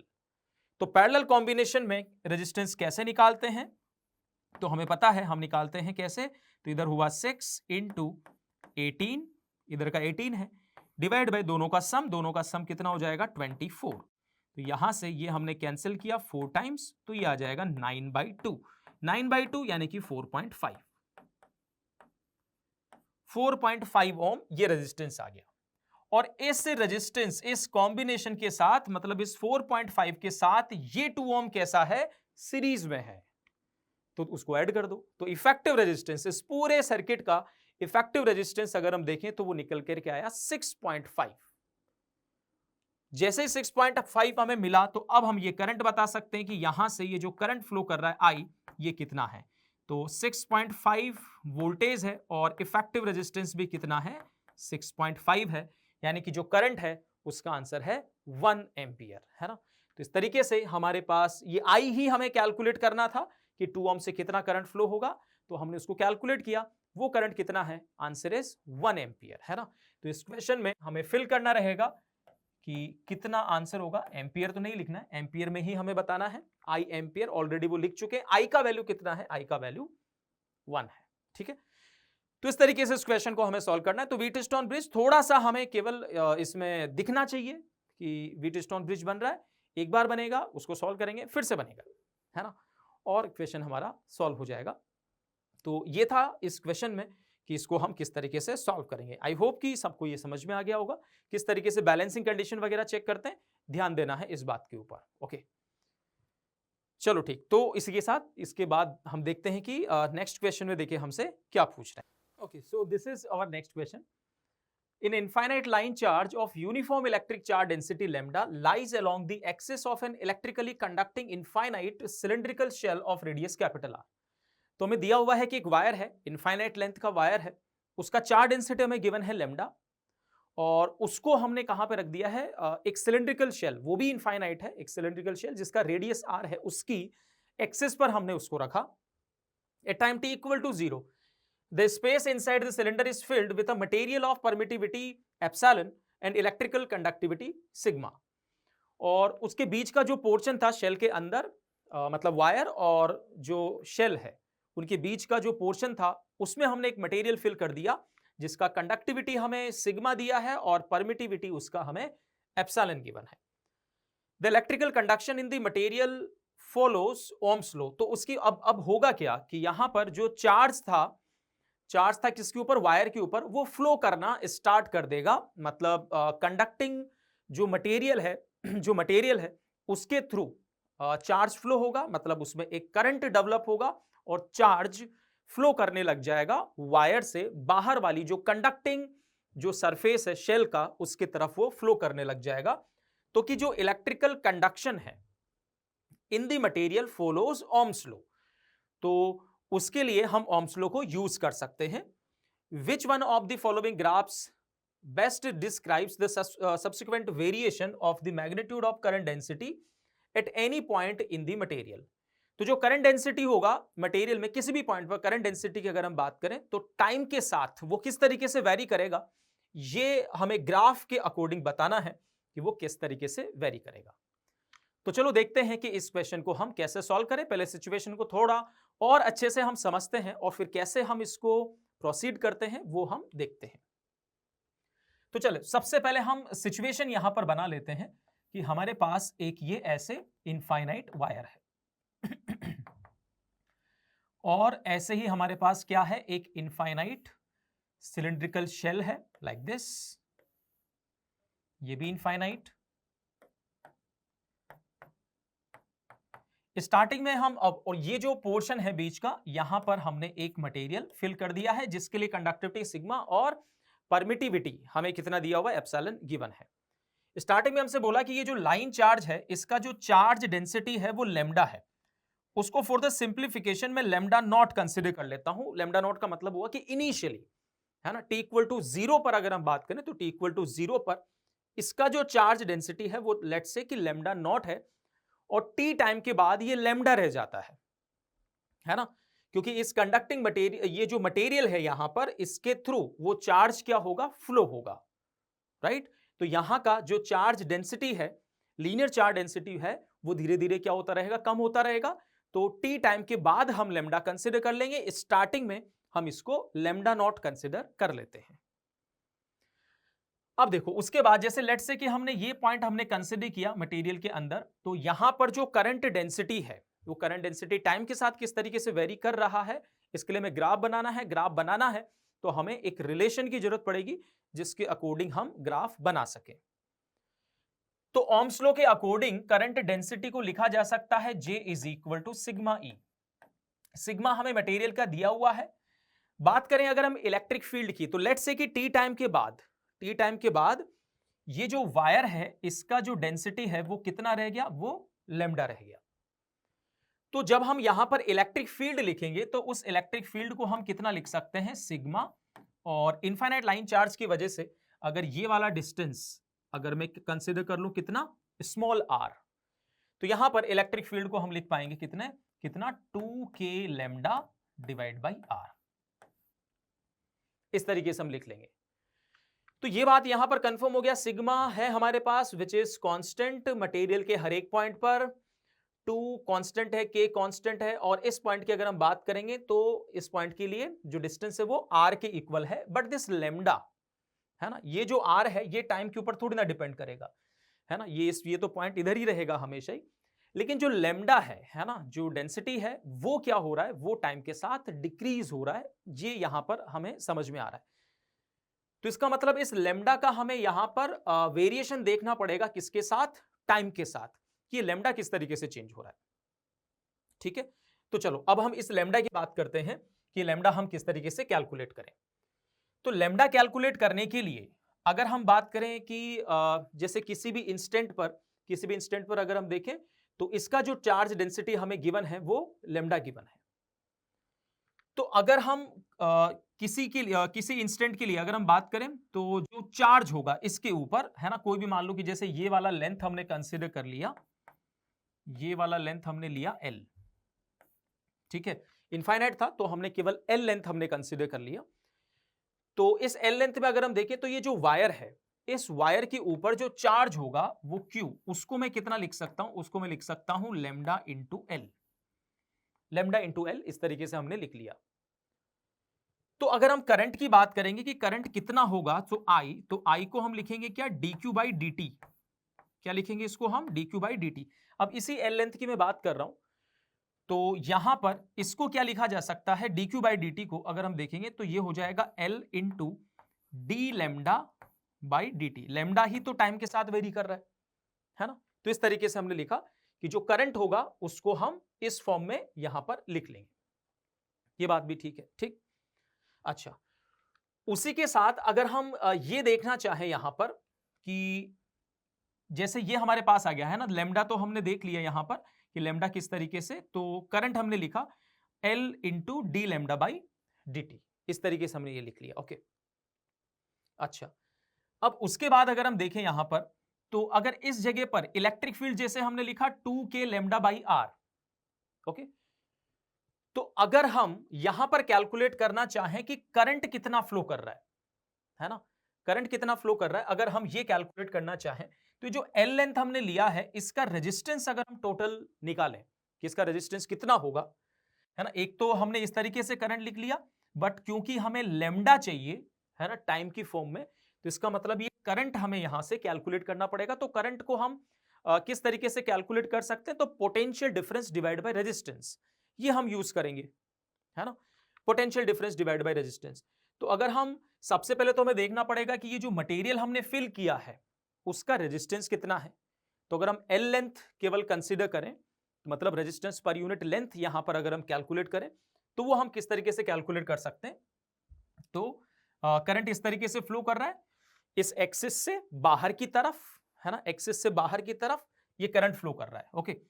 तो इस सिचुएशन में अगर इसको हम यहां से देखें, टॉप व्यू अगर हम देखें, तो इस तरीके से मैं ये इस शेल को मैं बना रहा हूं, ये रेडियस तो कितना है, r है, है ना, ये चीज हो गया। उसके बाद अगर हम देखें तो हमने यहां पर एक ये एलिमेंट कंसिडर किया, स्मॉल आर पे जाकर के ऐसे ये डी थिकनेस का ये, और इसका लेंथ हम कितना मान के चल रहे हैं, इसका लेंथ है हमारे पास L। तो ये रेजिस्टेंस अगर हम कैलकुलेट करेंगे तो इस रेजिस्टेंस को मैंने इस वाले पोर्शन का रेजिस्टेंस पहले लिख रहे हैं, तो इसको मैंने लिखा dr। ये dr कितना होगा, तो dr के लिए अगर हम देखेंगे तो रो, और रो की जगह में लिख सकता हूं 1 डिवाइड बाई सिग्मा, और इंटू एल, एल की जगह लिखेंगे हम dr, और डिवाइड बाई एरिया। एरिया क्या लिखेंगे इसके लिए, तो एरिया देखो ये पूरा एरिया, इस एरिया को क्रॉस करके ये करंट बाहर जाएगा, है ना, तो एक सिलिंड्रिकल एरिया, तो उसका जो कर्व्ड एरिया होगा वो हमें लिखना पड़ेगा, which is 2 pi R L. तो वो हमने यहां पर लिख लिया 2 पाई आर एल, ये कुछ इस तरीके से ये रेजिस्टेंस हो गया, है ना। तो ये जो रेजिस्टेंस हुआ वो इस वाले पोर्शन का रेजिस्टेंस हमें यहां से मिल गया, ठीक है, इस वाले पोर्शन का ये जो एलिमेंट हमने बनाया था उसका रेजिस्टेंस ये हमें यहां से मिल गया है। ओके, इसके बाद अगर हम देखें तो देखो इसके बाद dr जैसे ही हमने कैलकुलेट किया, अब हम बात कर लेते हैं पोटेंशियल डिफरेंस की, कि ये जो इस तरीके से हमने एलिमेंट लिया है, देखो इसको मैं यहां पर भी बनाता हूं, ये इस तरीके से हमने एलिमेंट लिया है,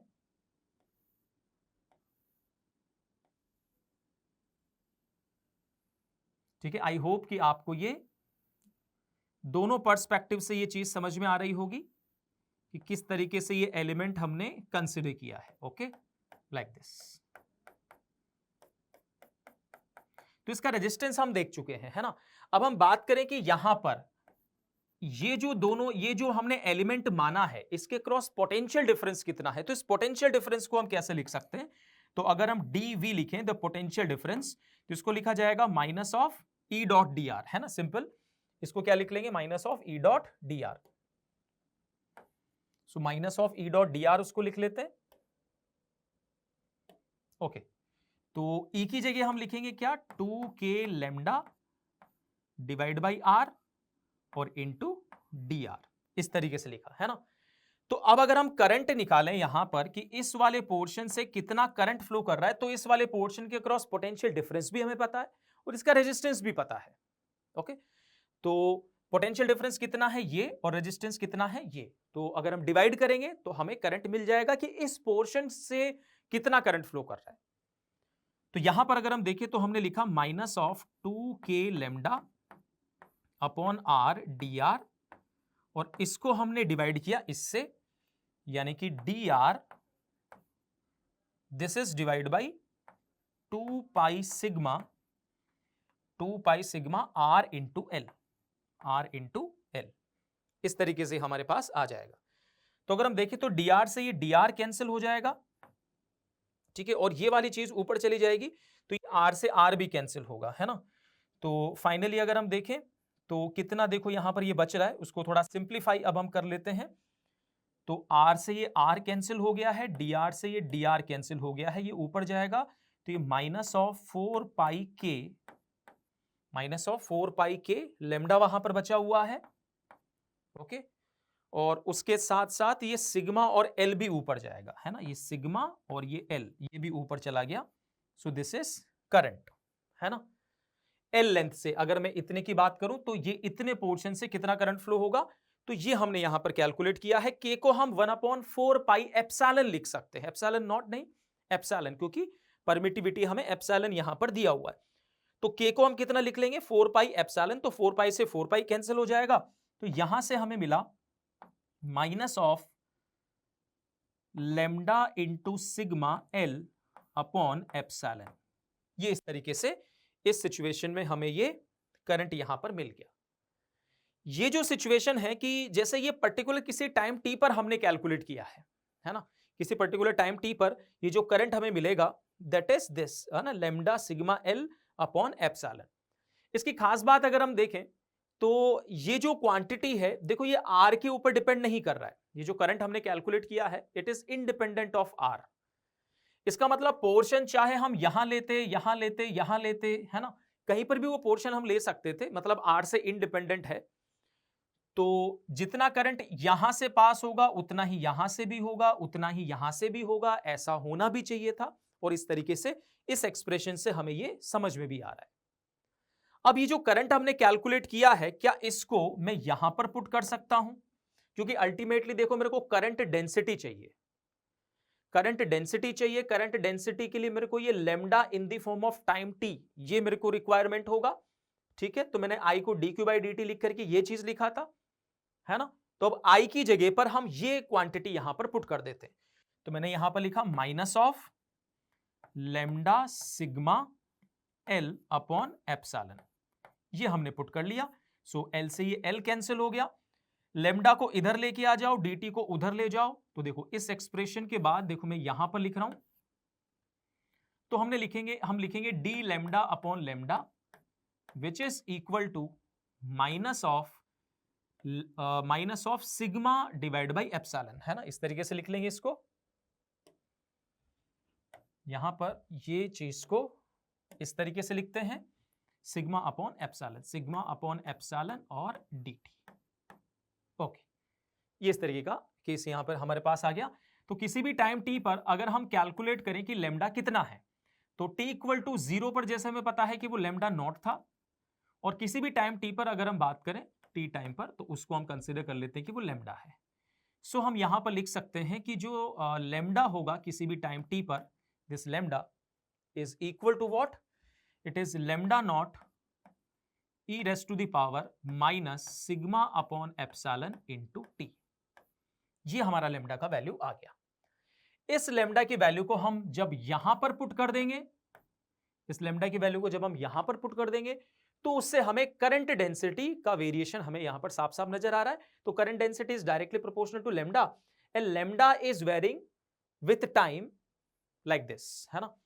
तो ये इस फंक्शन की अगर हम बात करें तो ये एक्सपोनेंशियली क्या हो रहा है, एक्सपोनेंशियली डिक्रीजिंग फंक्शन है। तो जब हम लॉन्ग टाइम की बाद अगर हम देखेंगे, लॉन्ग टाइम के बाद अगर हम देखें, तो ये जो लेमडा का वैल्यू है, ये लेमडा का वैल्यू हमें कितना होता हुआ नजर आ रहा है। स्टार्टिंग में अगर हम लेमडा नॉट अगर हम लेते हैं, तो इनफाइनाइट टाइम के बाद, लॉन्ग टाइम के बाद ये लेमडा का वैल्यू कितना हो जाएगा, 0 हो जाएगा। मतलब सारा का सारा जो चार्ज है वो कहां चला जाएगा, तो वो जो आउटर वाला जो कंडक्टिंग शेल है उसके ऊपर चला जाएगा। यहां से ये साफ साफ चीज हम देख सकते हैं।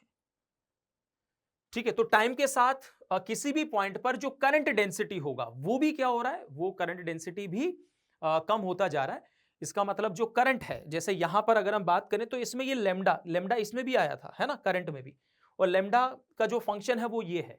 तो मतलब करंट की अगर हम बात करें कि ये एल लेंथ हमने कंसिडर किया है, इस एल लेंथ से जो करंट फ्लो कर रहा है वो भी टाइम के साथ क्या होता जाएगा, कम होता जाएगा, है ना। और फाइनली लॉन्ग टाइम के बाद क्या हो जाएगा, वो 0 हो जाएगा। लॉन्ग टाइम के बाद क्या हो जाएगा, वो 0 हो जाएगा। यहां से इस इक्वेशन से ये साफ साफ चीज हम समझ सकते हैं। ओके, तो अब अगर हम इसके अकॉर्डिंग, इस सिचुएशन के अकॉर्डिंग, अब अगर हम हमारा ग्राफ देखें कि कौन सा ग्राफ हमारा सही होगा, तो चलो उस ऑप्शंस के ऊपर चलते हैं। तो देखो एक्सपोनेंशियली डिक्रीजिंग फंक्शन है, और फाइनली कितना हो जाएगा करंट डेंसिटी किसी भी पॉइंट पर, तो वो 0 हो जाएगा, है ना। लॉन्ग टाइम के बाद वो कितना हो जाएगा, तो वो 0 हो जाएगा। तो इस तरीके से इस क्वेश्चन को सॉल्व किया जा सकता है। तो अब ये एक अच्छा क्वेश्चन है, लेकिन देखो जेईई एडवांस में हमें क्या करना है कि जो दिमाग है ना, उसको अपना बिल्कुल खोल के रखना है। हमने क्वेश्चन सॉल्व कर लिया, पूरा तरीके से हमने सॉल्व किया है, कोई दिक्कत वाली बात इसमें नहीं है, लेकिन जैसे ही हम इस क्वेश्चन को पढ़ें वैसे ही इस क्वेश्चन का आंसर हमें आ जाना चाहिए, क्योंकि ये क्वेश्चन रिलेटेड है ना, चीजों को हमें कनेक्ट करना आना चाहिए, तो हम हमारे क्वेश्चंस का जो आंसर है वो डेफिनेटली हम जल्दी कर पाएंगे। कैसे मैं ये चीज बोल रहा हूं, हमने देखो एक चीज पढ़ी है, हमने चीज पढ़ा है कि डिस्चार्जिंग ऑफ कैपेसिटर, है ना, डिस्चार्जिंग ऑफ कैपेसिटर हमने पढ़ा है। और डिस्चार्जिंग ऑफ कैपेसिटर में अगर हम बात करें तो जैसे कैपेसिटर इनिशियली क्या होता है, लेट्स से कि कंप्लीटली चार्ज है और एक रेजिस्टेंस के थ्रू ये डिस्चार्ज होता है ना, रेजिस्टेंस के थ्रू ये डिस्चार्ज होता है। ठीक, तो स्टार्टिंग में तो एनर्जी होती है कैपेसिटर के अंदर, लेकिन वो जो एनर्जी है वो धीरे धीरे कम होती जाती है और सफिशिएंटली लॉन्ग टाइम के बाद वो एनर्जी कितनी हो जाती है, जीरो हो जाती है। तो इसमें अब जैसे डिस्चार्जिंग, जैसे मान लो कि जब हम कैपेसिटर वगैरह बनाते हैं तो कैपेसिटर में क्या यूज करते हैं, हम डाइलेक्ट्रिक यूज करते हैं ना। ठीक है, हम क्या यूज करते हैं, डाइलेक्ट्रिक यूज करते हैं। वो जो डाइलेक्ट्रिक होता है उसका कुछ ना कुछ डाइलेक्ट्रिक कांस्टेंट, रिलेटिव परमिटिविटी जिसको हम बोलते हैं वो होता है, उसका कुछ ना कुछ कंडक्टिविटी होता है। ठीक, तो मतलब ये जो डाइलेक्ट्रिक हम फिल करते हैं वो भी, उसके थ्रू भी तो कंडक्शन होता है। तो अब अगर मान लो कि इस तरीके से इस सिचुएशन में ये डाइलेक्ट्रिक जैसे हमने इसमें फिल किया, तो ये जो कैपेसिटर है, अगर स्टार्टिंग में इसके ऊपर ऐसे प्लस क्यू चार्ज, इधर माइनस क्यू चार्ज, इस तरीके से अगर हम लेते हैं तो टाइम के साथ ही अपने आप ये जो कैपेसिटर है ये क्या हो जाएगा, डिस्चार्ज हो जाएगा। ये है कि नहीं, इस ये जो यहां पर मटेरियल है इसके थ्रू ये क्या हो जाएगा, पूरा का पूरा डिस्चार्ज हो जाएगा। तो ये सेम कॉन्सेप्ट थोड़ा सा डिफरेंट टाइप से हमें यहां पर रिप्रेजेंट किया गया है। तो क्वेश्चन बिल्कुल वैसा ही है। यहां पर जो कैपेसिटर है वो कैपेसिटर किस फॉर्म में दिया हुआ है, सिलिंड्रिकल फॉर्म में दिया हुआ है। सिलिंड्रिकल फॉर्म में दिया हुआ है और बीच में क्या भर दिया, वही डाइलेक्ट्रिक मटेरियल जिसके लिए परमिटिविटी उन्होंने दिया और सिग्मा उन्होंने दिया। और पूछा कि किसी भी जगह पर, किसी भी पॉइंट पर करंट डेंसिटी टाइम के साथ किस तरीके से वेरी करेगा। तो हमें पता है ना, कि जो डिस्चार्जिंग वाली जो सिचुएशन होती है उसमें जो हमारा करंट का जो ग्राफ आता है वो बिल्कुल ऐसा ही आता है, डिवाइड बाय एरिया अगर हम करेंगे तो करंट डेंसिटी। तो जैसे ही हम इस क्वेश्चन को पढ़ें हमें ये चीज दिमाग में आनी चाहिए और इस चीज से हम बहुत अच्छे से, इसको बहुत अच्छे से हम पढ़ते हैं। इस वाली चीज को थोड़ा सा चेंज कर दिया गया, बट क्वेश्चन वही है ना, डिस्चार्जिंग ऑफ कैपेसिटर। ठीक है, तो वहां से सीधा सीधा जैसे हम क्वेश्चन को कंप्लीट करेंगे पढ़ते पढ़ते, अगर ये चीज दिमाग में आ गई तो उसी के साथ हमारा आंसर भी आ जाएगा, है ना। तो जो सही ऑप्शन होगा वो क्या होगा, हमारा ये ऑप्शन, है ना। तो मेरे हिसाब से ये चीज आपको यहां पर समझनी पड़ेगी कि हमें चीजों को कनेक्ट करके चलना है। ठीक है, तो right answer for this question is a. तो चलो देखते हैं। तो एक अच्छा क्वेश्चन था ये ना, थोड़ा सा चीज तो हमने पढ़ी हुई है लेकिन वो चीज हमें क्लिक करे, है ना। अदरवाइज हम इस तरीके से मेथड से भी हम सॉल्व कर सकते हैं।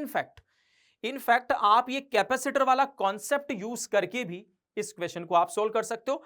कैसे, मैं इसका हिंट बताता हूं, लेकिन ये करना आपको ही है। हमें पता है कि डिस्चार्जिंग की सिचुएशन में जो आई होता है that is I naught E raise to the power minus T divide by R C. इस तरीके से करंट वेरी करता है। इसको हम एरिया से डिवाइड कर देंगे, यानी कि 2 पाई आर एल से अगर हम डिवाइड कर देंगे तो ये करंट डेंसिटी में कन्वर्ट हो जाएगा, है ना। तो उससे कोई इफेक्ट नहीं, अगर आप ये भी निकाल लोगे तब भी आपका काम बन ही जाएगा। तो अब इस सिचुएशन में हमें कैलकुलेट क्या करना है कि अगर इसको कैपेसिटर की तरह अगर हम ट्रीट करके चलेंगे तो हमें रेजिस्टेंस निकालना है। तो रेजिस्टेंस हम निकाल सकते हैं, हमने रेजिस्टेंस तो यहां पर भी निकाला है।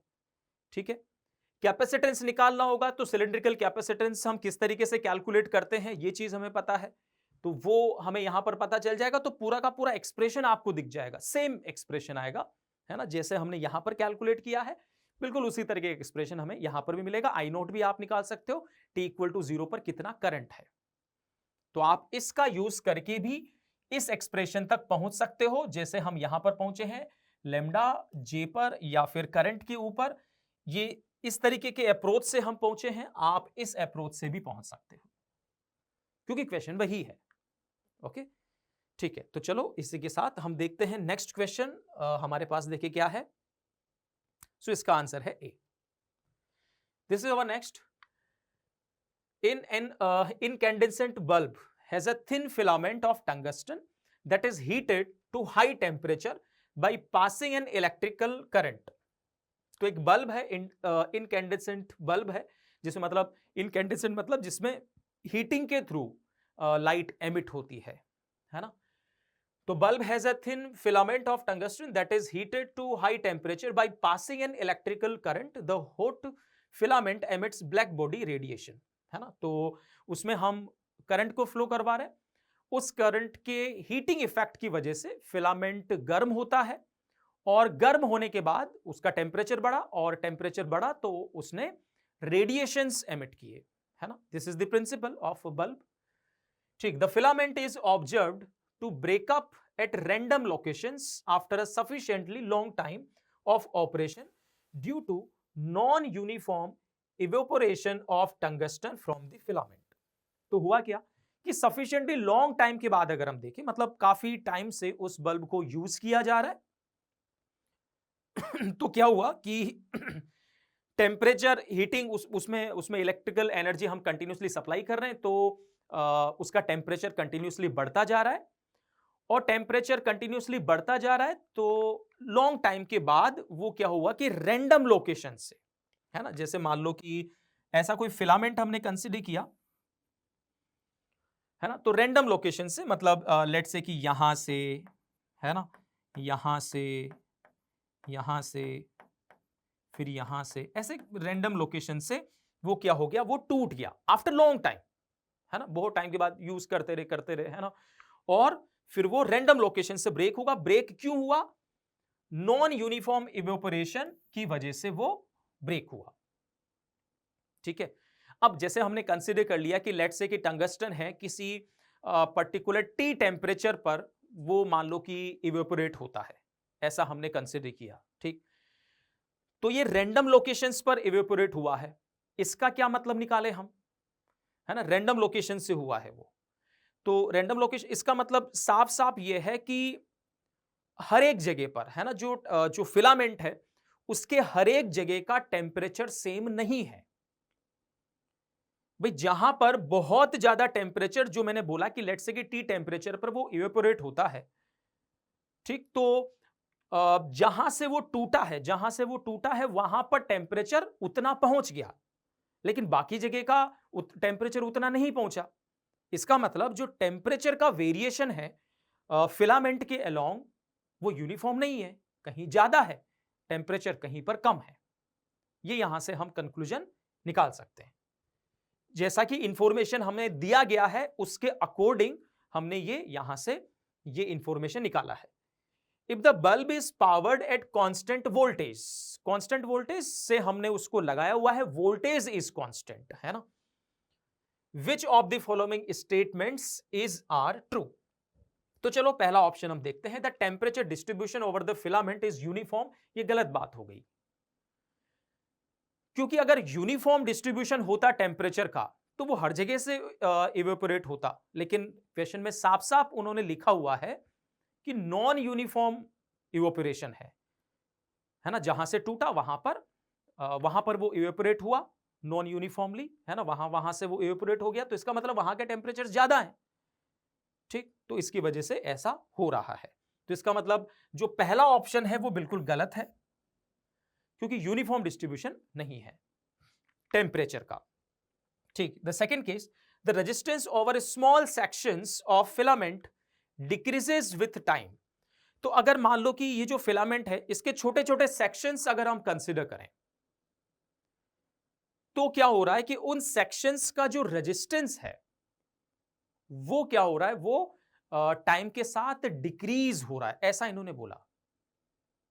लेकिन एक बात हम जानते हैं कि कोई भी मेटल, टंगस्टन मेटल, है ना, तो उसके लिए अगर हम देखेंगे तो जब हम टेम्परेचर बढ़ाते हैं, कंटिन्यूसली हीटिंग हम कर रहे हैं, हीटिंग करने से क्या होगा, टेम्परेचर बढ़ेगा, और टेम्परेचर अगर बढ़ेगा तो रेजिस्टेंस भी क्या होगा, रेजिस्टेंस भी बढ़ेगा, है ना। इसके लिए अगर हम बात करें तो यहां क्योंकि अल्फा पॉजिटिव होता है इसका, है ना, तो टाइम के साथ क्या होगा, जो रेजिस्टेंस है वो इंक्रीज होगा, है ना, रेजिस्टेंस क्या होगा, रेजिस्टेंस इंक्रीज होगा, और अगर रेजिस्टेंस इंक्रीज होगा तो सेकंड जो बात उन्होंने लिखी हुई है वो भी गलत हो गई, क्योंकि बोला the resistance over small sections of the filament decreases with time. ठीक है, टाइम के साथ टेम्परेचर क्योंकि बढ़ता जा रहा है कंटिन्यूसली, हम उसको पावर से कनेक्ट करके रख रहे हैं, कांस्टेंट वोल्टेज सप्लाई से वो कनेक्टेड है, तो टाइम के साथ जो हीट प्रोड्यूस्ड है वो क्या होता जा रहा है, वो बढ़ता जा रहा है, तो टेम्परेचर भी क्या होता जा रहा है, टेम्परेचर बढ़ता जा रहा है।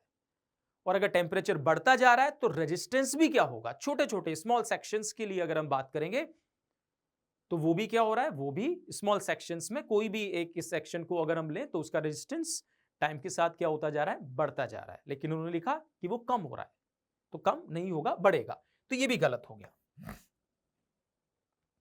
ठीक है, the filament emits more light at higher band of frequencies before it breaks up. तो टूटने से पहले है ना, टूटने से पहले, टूटने के बाद तो यहां पर अगर हम देखेंगे इस सिचुएशन में तो बल्ब ग्लो करना ही बंद कर देगा। टूटने से पहले की बात हो रही है, टूटने से पहले मतलब टूटने वाला है ऐसा हम समझे। उसके पहले वहां पर उस सिचुएशन में अगर हम देखेंगे तो the filament emits more light at higher band of frequencies. तो एक लो हम जानते हैं, है ना, जब हम रेडिएशन वाला जब हम टॉपिक पढ़ते हैं तो उसमें हम देखते हैं विन्स डिस्प्लेसमेंट लॉ। उस विन्स डिस्प्लेसमेंट लॉ की अगर हम बात करें तो उसमें जो ग्राफ होता है वो कुछ इस तरीके से, यहां पर रफली मैंने ये बनाया है ना, थोड़ा और अच्छे से बना देता हूं।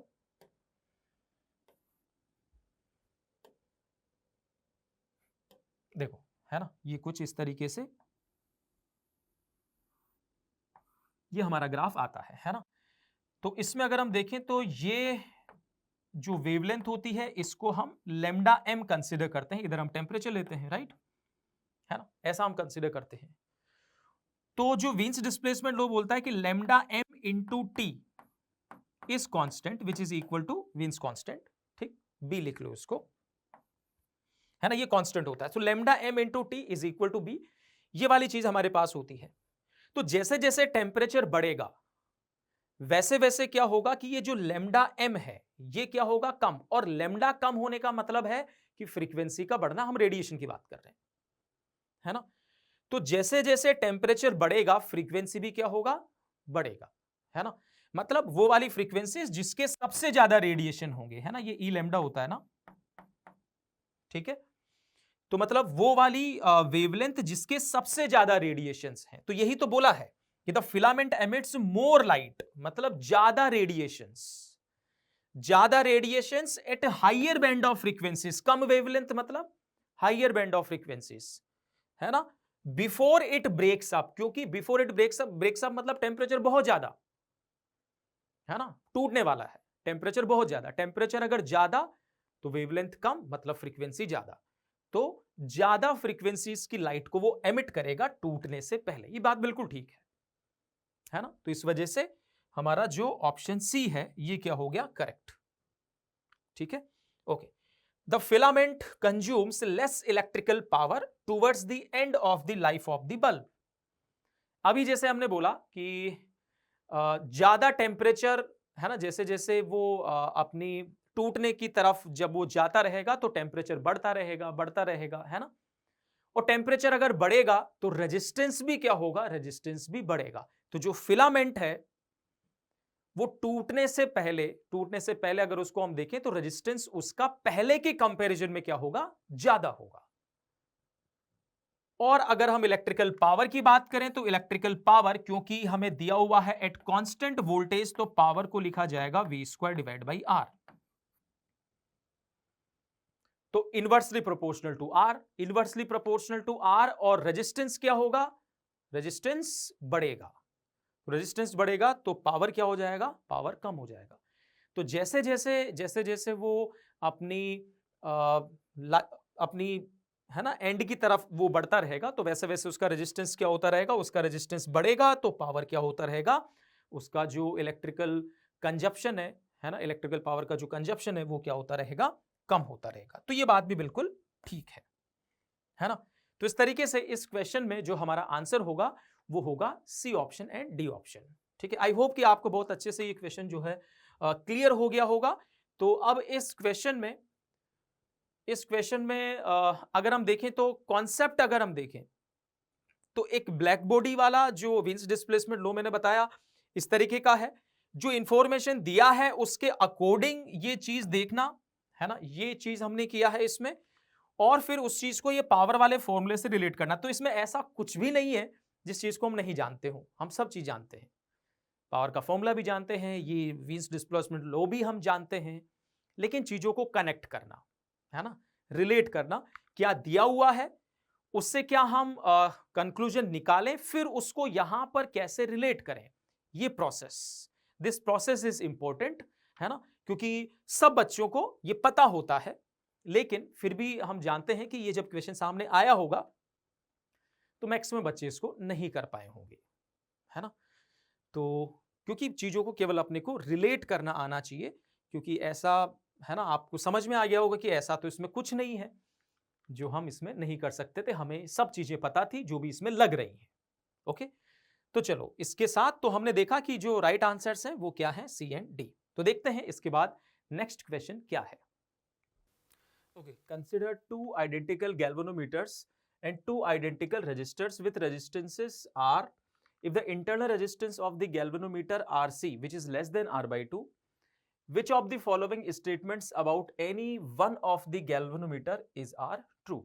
तो देखो हमें इस क्वेश्चन में क्या गिवन है, दो तो हमारे पास गैल्वेनोमीटर है आइडेंटिकल, मतलब जिनका रेजिस्टेंस जो हम कंसिडर करेंगे वो सेम कंसिडर करेंगे, वो RC हमें कंसिडर करना है। और दो रजिस्टर हैं जिनका रेजिस्टेंस R है और RC is less than R by 2, ये हमें गिवन है। तो किसी भी एक गैल्वेनोमीटर के लिए कौन कौन से ऑप्शन से सही होंगे ये अपने को बताना है। तो देखते हैं पहले ऑप्शन में क्या है, the maximum voltage range is obtained when all the components are connected in series. तो अगर मान लो कि गैल्वेनोमीटर से हमें वोल्टमीटर में कन्वर्ट करना है, तो क्या सिचुएशन होता है कि हम गैल्वेनोमीटर के सीरीज में हम एक हाई रेजिस्टेंस लगाते हैं। तो जो पहला सिचुएशन उसमें हमने इसमें ये बोला गया है कि सबको अगर हम सीरीज में लगा दें तो उस सिचुएशन में जो रेंज बनेगा वो मैक्सिमम होगा। ठीक है, तो चलो इस ऑप्शन को हम सबसे पहले वेरीफाई करते हैं। तो अगर हम ए ऑप्शन की बात करें तो चलो यहां से देखते हैं हम। ए ऑप्शन में हमसे बोला गया है कि सबको हमें सीरीज में लगाना है। तो देखो ऐसे ही गैल्वेनोमीटर रेजिस्टेंस हो गया, इसको हमने आरसी लिया। इसी तरीके से एक और रेजिस्टेंस है, इट इज अगेन आरसी, और फिर सीरीज में हमने दो रजिस्टर R और R हमने लगा दिए। तो ये एक वोल्टमीटर बना। तो इसकी रेंज हमें देखनी है कि इसका रेंज कितना बनेगा। तो इसका रेंज हम कंसीडर कर लेते हैं कि ये वोल्टमीटर बना और इसका रेंज हमने मान लिया कि VA है। ओके, तो यहां से अगर हम कैलकुलेट करें तो फुल डिफ्लेक्शन कब आएगा, जब करंट कितना फ्लो होगा, IG। तो बताओ यहां से ये जो VA बनेगा, VA ये हमारा कितना आ जाएगा, तो हम लिख सकते हैं IG और मल्टीप्लाइड बाई 2RC और प्लस 2R, ये इस सिचुएशन में रेंज आएगा। तो ये हुई ऑप्शन ए की बात। सिमिलरली हम देखते हैं बी ऑप्शन में हमसे किस तरीके का सेटअप उन्होंने दिया है। तो बी ऑप्शन में देखें तो the maximum voltage range is obtained when the two resistors and one galvanometer are connected in series and the second galvanometer is connected in parallel to the first galvanometer. तो इस situation में क्या बोला हुआ है, दो रजिस्टर सीरीज में है, उनके साथ गैल्वेनोमीटर सीरीज में है, और जो दूसरा गैल्वेनोमीटर है it is in parallel with the first galvanometer. तो ये सेकंड सेटअप है। चलो इसमें भी हम वोल्टेज रेंज निकाल करके देखते हैं कितना आता है। तो सिचुएशन कुछ इस तरीके का है, ये गैल्वेनोमीटर रेजिस्टेंस, इसके सीरीज में हमने दो रेजिस्टेंस लगाए, ये भी R ये भी R, और इसके पैरेलल में ये हमने यहां पर कनेक्ट किया RC। तो इस सिचुएशन में क्या वोल्टेज रेंज आएगा, अगर उसको हम लिखें तो उसको हम VB लिख लेते हैं। तो इस सिचुएशन में जो वोल्टेज रेंज आया वो VB आया। तो देखो इसमें फुल डिफ्लेक्शन जब IG फ्लो होगा तब आएगा, इसमें भी फुल डिफ्लेक्शन जब IG फ्लो होगा तब आएगा। किसी भी एक गैल्वेनोमीटर के लिए हमें बताना है। तो इसका मतलब जो यहां से टोटल करंट हुआ, that total current is 2IG। तो इस सिचुएशन में अगर मैं VB लिखना चाहूं तो VB हम क्या लिख सकते हैं, IG RC और प्लस 2IG का करंट फ्लो हो रहा है, 2IG करंट फ्लो होगा कितने रेजिस्टेंस से, तो 2R से। ये इस तरीके का सिचुएशन होगा। अब वोल्टमीटर के लिए अगर हम देखें तो देखो यहां पर हमें सिचुएशन है, एक VA हमने निकाल लिया पहले ऑप्शन के अकॉर्डिंग, VB भी हमने कैलकुलेट कर लिया है। इन दोनों में से हम देखें कौन ज्यादा है। तो हमें साफ साफ यहां पर दिखाई दे रहा है कि यहां पर इसको यहां पर 2IG RC है, तो एक IG RC को हम अलग कर लेते हैं, वही IG RC यहां पर भी है। तो मतलब इसमें एक IG RC वाला टर्म एक्स्ट्रा है। ठीक, फिर उसके बाद अगर हम देखें तो 2IGR यहां पर आएगा और यहां पर 4IGR है। ठीक, यानी कि इस वाले में जो एक्स्ट्रा टर्म है वो कितना है, वो 2IGR है, और इस वाले में जो एक्स्ट्रा टर्म है वो कितना है, तो वो IGRC है। अब इन दोनों में से कौन ज्यादा है, तो पहली बात यहां पर अगर ये IGR होता है ना और ये IGRC है तो R तो RC से ज्यादा है ही, तो डेफिनेटली ये वाला जो टर्म है ये ज्यादा है, इसका मतलब VB ज्यादा आएगा। इसका मतलब वोल्टमीटर का जो मैक्सिमम रेंज है वो किस सिचुएशन में बनेगा, तो जो बी वाला जो ऑप्शन है वो हमारा सही होगा इस पर्टिकुलर केस में, राइट। चलो इसी तरीके से हम अमीटर कन्वर्जन के लिए भी जो बाकी के दो ऑप्शन है उनको हम चेक कर लेते हैं। The maximum current range is obtained when all the components are connected in parallel. तो जब पैरेलल में कनेक्ट करेंगे तो उस सिचुएशन में मैक्सिमम करंट रेंज आएगा। तो यहां पर अमीटर कन्वर्जन की बात हो रही है, तो चलो इसको हम चेक कर लेते हैं। सबको हमें पैरेलल में लगाना है ऑप्शन सी के अकॉर्डिंग, है ना। तो चलो सबको पैरेलल में लगा के देखते हैं। सी में अगर हम देखें तो ये आरसी, इसके पैरेलल में फिर से आरसी, ये भी आरसी है, ये भी आरसी है, ओके। फिर इसके पैरेलल में आर लगाया, फिर इसके पैरेलल में हमने आर लगाया, ओके। ये इस तरीके का यहां पर सिचुएशन है। तो लेट्स से कि इस सिचुएशन में जो करंट रेंज हमें मिल रहा है मैक्सिमम, वो लेट्स से कि आई है। तो हमें फुल डिफ्लेक्शन के केस में हमें ये कैलकुलेट करना है। तो इधर आईजी करंट गया, इधर भी आईजी करंट गया, है ना, क्योंकि ये गैल्वेनोमीटर रेजिस्टेंस है, ठीक। तो यहां से हम क्या इक्वेशन हम लिख सकते हैं कि आरसी के ये वाला जो रेजिस्टेंस है इसके क्रॉस अगर मैं पोटेंशियल डिफरेंस लिखूं तो मैं लिख सकता हूं IG RC, and this would be equal to, यहां पर आईजी इधर चला गया तो यहां पर जो करंट जाएगा that would be the I minus 2IG, और उसका आधा इधर चला जाएगा और आधा इधर चला जाएगा। तो अभी इस रेजिस्टेंस के अक्रॉस अगर मुझे वोल्टेज लिखना है तो मैं किस तरीके से लिख सकता हूं, तो हम लिखेंगे I minus 2IG divide by 2 और मल्टीप्लाइड बाई R, इस तरीके से लिख सकते हैं, ओके। तो चलो अब यहां से हम ये I कैलकुलेट कर लेते हैं कि ये I कितना आ रहा है।